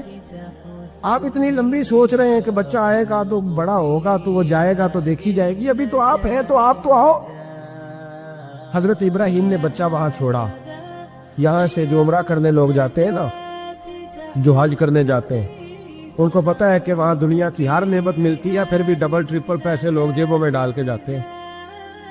حضرت ابراہیم جب وہاں لے کے گئے تو کوئی انسان نہیں تھا, پانی کا قطرہ نہیں تھا, 2 کلو کھجور, 1 مشکیزہ. بیوی کو تھمایا. ہمارے گھر میں ہزاروں چیزیں پڑی ہیں لیکن وہ جو توکل ہے نا وہ ختم ہو گیا. اللہ دے گا, حلال حلال پہ قناعت کرے, جائز جائز پہ بھروسہ کرے, رب کریم عطا کرنے والا ہے, وہ مزاج ختم ہو گیا. حضرت سیدنا ابراہیم علیہ السلام 2 کلو کھجوریں 1 مشکیزہ پانی کا دے کر کے, اور وہاں بٹھایا آپ نے اپنے بچے کو اور اپنی زوجہ جناب ہاجرہ کو, اور بٹھا کر کے یہ واپس پلٹنے لگے تو حضرت ہاجرہ سلام اللہ علیہ نے آواز دی, کہا ابراہیم کس کے سہارے پہ چھوڑ کے جا رہے ہیں؟ جہاں آب زمزم کا کنواں ہے نا, جو لوگ گئے ہیں جنہوں نے صفا مروہ کی صحیح کی ہے, صفا مروہ سے باہر نکلے نا, سرکار کی ولادت کا مقام ہے, اس جگہ پہ آب زمزم کا کنواں تھا. وہاں حضرت سیدنا ہاجرہ کو بٹھایا, کوئی چیز نہیں, کوئی درخت نہیں, کوئی کھیت نہیں, کوئی پانی نہیں, کوئی کنواں نہیں, وہاں بٹھایا اور بٹھا کر کے نکلنے لگے تو جناب ہاجرہ فرمانے لگی ابراہیم کس کے سہارے پہ چھوڑ کے جا رہے ہو؟ کہنے لگی اللہ کے سہارے پہ. تو پاک باز بی بی نے ایک لفظ پوچھا, کہا ابراہیم یہ میرے رب کا حکم ہے, یہ میرے, بس جن کا عقیدہ توحید مضبوط ہو ان کے لیے ایک جملہ کافی ہوتا ہے, یہ میرے اللہ کا حکم ہے. تو جناب ابراہیم علیہ السلام فرمانے لگے ہاجرہ ہاں رب کا حکم ہے. جب یہ لفظ کہے تو چاہیے تھا نا حضرت ابراہیم تسلی دیتے, تو بی بی صاحبہ تسلی دینے لگی, عرض کرنے لگی ابراہیم اگر اللہ کا حکم ہے تو پھر آپ ہماری فکر نہ کرنا, اگر یہ رب کا حکم ہے تو پھر ہماری فکر نہ کرنا, جس رب نے ہمیں یہاں تک پہنچایا ہے وہ ہمیں کبھی بھی ضائع نہیں فرمائے گا, پھر فکر نہ کرنا. حضرت ابراہیم آ گئے. یہ بات آپ نے سنی ہوئی ہے, اشارہ کرنا مقصود ہے. 13 سال میں چلے مان بھی لیا جائے بعض روایات کی روشنی میں کہ آتے جاتے بھی رہے, لیکن مکمل دیکھ بھال اپنے بچے کی پرورش میں پورا حضرت ابراہیم علیہ السلام کا کردار, سارا کردار ماں کا تھا. میں جب خواتین کے بارے میں کوئی بات کرتا ہوں تو میں آپ کو اکثر کہتا ہوں کہ یہ صرف بیوی کے لیے حکم نہیں ہوتا, یہ ٹریننگ بیٹی کو دینی اور بہن کو دینی ہے, یہ تربیت کرے اپنے گھر میں. میں تجربے کی روشنی میں یہ بات عرض کیا کرتا ہوں کہ بھائی بچے باپ کے فرما بردار اس وقت ہوتے ہیں جب اماں انہیں باپ کا فرما بردار کرتی ہیں, اور بچے باپ کے نافرمان بھی تب ہوتے ہیں جب اماں انہیں باپ کا. میں نے اپنے کانوں سے سنا ایک دفعہ ایک بچہ اپنے باپ سے کہہ رہا ہے آپ نے تو ساری زندگی باہر گزار دی, پیسے کمانا کون سا مشکل کام ہو, دکھ سکھ تو سارے اماں نے برداشت کی, سکولوں میں وہ جاتی تھی, فلانا کام وہ کرتی تھی, فلانا کام. اب یہ سوچ اس کی ذاتی تو نہیں, یہ اس کو دی گئی ہے. اور اگر اس کو یہ سوچ دے دی جائے کہ اماں کہے کہ میں تو اپنوں میں رہی ساری زندگی, میں نے تو اپنوں میں وقت گزارا, اور تیرا باپ تو کئی دفعہ جنازے بھی نہیں پڑھ سکا, نے تو ماں باپ ایسے دفن کر دیے, وہ اگر یہ سوچ فراہم کرے تو پھر بچہ باپ کا فرما بردار ہوتا ہے. اور یہ والی روایتیں ہم بیوی کو سناتے ہیں, حالانکہ کس کو سنانی چاہیے؟ بولیے, بہن اور بیٹی کو. بہن اور بیٹی کو سنائیں گے باتیں, ان کو سمجھائیں تاکہ آگے جا کے وہ جو گھر ترتیب دے وہ گھر بڑا عمدہ اور نکھرا ہوا ہو. حضرت سیدنا ابراہیم 13 سال کے بعد آئے, چونکہ گھر میں اللہ تبارک و تعالیٰ کی دوستی کا چرچا تھا, اللہ تبارک و تعالیٰ کی محبوبیت کا غلبہ تھا. 13 سال کے بعد فلما بالغ معہ سعیا, بیٹا جب اتنا بڑا ہوا کہ ساتھ چلنے لگا, تو حضرت ابراہیم نے اپنے بیٹے کو بلا کے کہا بیٹا مجھے خواب آئی ہے, میں تجھے ذبح کر رہا ہوں, تیری کیا رضا ہے؟ تو حضرت اسماعیل کہنے لگے یا ابت افعل ما تؤمر, ابا جی اللہ جیسے حکم دیتا ہے میرے ساتھ ویسے ہی کریں, جیسے اللہ حکم دیتا ہے ویسے ہی بولیے ایسے ہی کریں.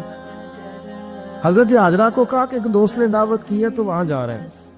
بی بی مطمئن ہے, تفصیلات کی ضرورت نہیں, ختم بات, اعتبار ہے, مطمئن ہو گئی. شیطان پیچھے سے آیا اماں کے پاس. ذرا تھوڑی دیر کے لیے تصور جمائیے, یہاں تو پڑوسن آ کے کو بات بتا دیتی ہے خاوند کے بارے میں تو کئی مہینے جھگڑا جاری رہتا ہے. پڑوسن محلے دار. شیطان نے آ کے بتایا لفظ کیا ہے. کہا حضرت تمہیں پتا ہے کہاں جا رہے ہیں؟ کہا دوست کی دعوت میں. تو کہنے لگے دوست کون ہے؟ رب کریم. اور ابراہیم کا خیال ہے کہ اس رب نے مجھے حکم دیا ہے کہ میں ذبح کروں. تو حضرت حاجرہ کہنے لگی کبھی باپ بھی بیٹا ذبح کرتے ہیں؟ شیطان کہنے لگا ان کا خیال ہے کہ ان کے رب نے حکم دیا ہے. جناب حاجرہ فرمانے لگی اگر رب نے حکم دیا تو پھر تو مجھے شیطان لگتا ہے, تو مجھے شیطان لگتا ہے. کا کیا مطلب؟ فرمانے لگی اگر رب کریم کا حکم ہے تو میرے پاس ایک اسماعیل ہے, اگر 1000 بھی ہوتے میں سارے اللہ کے رستے میں پیش کر دے دیتی. مالک کا ہی تو ہے سارا کچھ, اسی کا ہے, اس میں لیت اللہ کی کیا گنجائش ہے. حضرت سیدنا ابراہیم علیہ السلام نے بیٹے کے حلق پہ چھری رکھ بھی دی اور چھری چلا بھی دی, رکھ بھی دی, اور وہ تو اللہ کریم نے فرمایا یا ابراہیم قد صدقت الرؤیا, ابراہیم تو نے خواب سچا کر دکھایا, وہ قیامت تک تیرا نام رہے گا. حضرت ابراہیم نے وطن بھی دیا, جان بھی دی, بیٹا بھی. اللہ کریم نے دمبے دیے, فرمایا یہ فدیہ ہے. اب یہ قربانی قیامت تک حضرت ابراہیم کے طریقے کے مطابق جاری ہے. حضرت ابراہیم بہت بڑے مہمان نواز تھے, بہت بڑے. آپ جب مصر میں قیام تھا تو بڑے بڑے لمبے چوڑے لنگر پکتے تھے, لوگ آیا جایا کرتے تھے, بڑا تفصیل کے ساتھ کھانا ہوتا تھا. مہمان نوازی آپ کی خاص صفت مبارکہ ہے. ہمارے ہاں بھی مہمان نوازی ہوتی ہے امیروں کی, بلکہ اب تو مہمان نوازی اس طرح کی ہے کہ کل تیری میرے پاس دعوت ہے اور پرسوں میری تیرے پاس ہے. وہی امیروں میں وہ چکر رہتا ہے, پارٹیاں دوست ایک دوسرے کو ڈالتے ہیں, تیری طرف پارٹی تیری طرف. اور اسی انداز میں اب یہ عید آئے گی نا, ٹکا پارٹیاں ہوں گی جگہ جگہ, اور لوگ سوال پوچھنے لگے ابھی سے, کہتے ہیں قربانی کا کتنا گوشت گھر رکھنا جائز ہے, قربانی کا کتنا گوشت گھر رکھنا جائز ہے؟ سارا ہی جی, اس لیے فریزر لے لے, فریج سے نہیں کام چلے گا. سارا ہی جائز ہے گھر رکھنا, سارا ہی جائز ہے, رکھ لیں. او خدا کے بندے, قربانی وہ بندہ دیتا ہے جو سارا سال ہی گوشت کھاتا ہے. صحیح کہہ رہا ہوں؟ قربانی صاحب نصاب, صاحب استطاعت بندہ دیتا ہے نا, تو وہ سارا سال ہی گوشت, تو سارا گھر میں رکھنا بھی جائز ہے, لیکن سارا دے دینا بھی. تو جو آ رہی ہے اس پہ کیوں توجہ کرتے ہو, جو دوسرا جائز ہے اس پہ کیوں نہیں عمل کرتے؟ سارا تقسیم کرتے, بات ختم ہوئی. یقین کریں محرم میں جا کے دوست ٹیلی فون کر کے سوال پوچھتے ہیں, کہتے ہیں صاحب سنا ہے قربانی کا گوشت محرم میں کھانا جائز نہیں. میں کہ نہیں, ربیع الاول بھی جائز جے, رجب رمضان تک کھاؤ, کوئی بندہ نہیں منع کرتا. اس لیے کہ کسی کو دینا تو پسند ہی نہیں. یہاں پھر اس میں سے جو خاص چیزیں ہیں وہ اپنی فریج میں, اور باقی جو ہے وہ دوسروں کے لیے. یہ کیا طریقہ ہے ہمارا, اور اسی پہ عمل ہے. اللہ تبارک و تعالی ہمیں سمجھنے کی توفیق عطا فرمائے. حضرت ابراہیم بہت بڑے مہمان نواز تھے. صرف قربانی نہیں دیتے تھے, سارا سال بہت سارا لنگر, بہت سارا کھانا پینا, بہت ساری چیزیں جاری رہتی. اور جتنے قریب لوگ تھے فلسطین کے, ان کو پتا تھا کہ حضرت ابراہیم علیہ السلام کا لنگر جاری ہے. فلسطین میں جب آپ کا قیام تھا, ایک دفعہ ڈھیروں مہمان آ گئے اور کھانے کو کوئی چیز نہیں. حضرت سارہ اور جناب حاجرہ دونوں اس وقت موجود تھیں. وہ کہنے لگی ابراہیم بہت سارے مہمان آ گئے تو کیا کریں؟ جناب سارہ کہنے لگی کس طرح کر کے ان کی مہمان نوازی کرتے. اور حالات یہ ہے کہ قحط پڑا ہوا ہے فلسطین میں, مصر میں, دور دراز علاقوں میں. تو حضرت ابراہیم کہنے لگے یہ اللہ کے مہمان ہیں اور ہمیں رب کریم کا بندہ سمجھ کے آ گئے, اللہ ہی بندوبست کرے گا. فرمانے لگے میرا مصر میں ایک دوست ہے, وہ قحط کے دنوں میں غلہ جمع کر لیتا ہے, میں اس کی طرف پیغام بھیجتا ہوں, مجھے امید ہے وہاں سے غلہ ملے گا. 2-3-5 اونٹ والے غلام بلائے اور ان کو کہا کہ جاؤ غلہ لے آؤ مصر کے دوست سے. وہ لوگ کہتے ہیں ہم غلہ لینے گئے, وہاں جب پہنچے تو حضرت ابراہیم خلیل اللہ علیہ السلام کا پیغام دیا تو آپ کا وہ دوست کہنے لگا غلہ تو بے شمار تھا, مجھے خبر نہیں تھی کہ حضرت ابراہیم کا پیغام آئے گا, تو میں تو سارا تقسیم کر چکا ہوں, لوگ لے گئے, اب تو کوئی شے نہیں. اب وہ خالی آ گئے پانچوں کے پانچوں اونٹ. جب خالی آئے تو حضرت ابراہیم کی حویلی کی دیواریں چھوٹی چھوٹی تھی. ان غلاموں میں سے، خادموں میں سے، آپ کے ان چاہنے والوں میں سے ایک کہنے لگا یار وہ غریب تو انتظار کر رہے ہوں گے کہ غلہ لینے گئے، ہمیں روٹی ملے گی.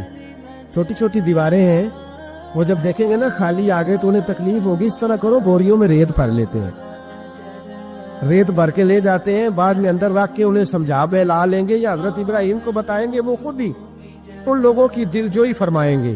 اب غلہ کی جگہ ریت بھر کے اونٹوں پہ رکھ کے لائی گئی. لا کے بوریاں جب رکھ دی گئیں، حضرت ابراہیم علیہ السلام دوپہر کے وقت آرام فرما رہے تھے. بی بی سارا اٹھی، کہتی ہے جب میں نے دیکھا نا کہ بوریاں پہنچ گئی ہیں تو گئی، غلام کو ساتھ لیا اور اس کو جب کھولا نا تو کہتی ہے اتنی حسین گندم میں نے پہلے کبھی دیکھی نہیں تھی، اتنا پیارا دانہ میں نے کبھی ملاحظہ ہی نہیں کیا تھا. فرماتی ہے جب اس کو پیس کر چکی میں روٹیاں پکائیں تو خوشبو دور دور تک پھیل گئی.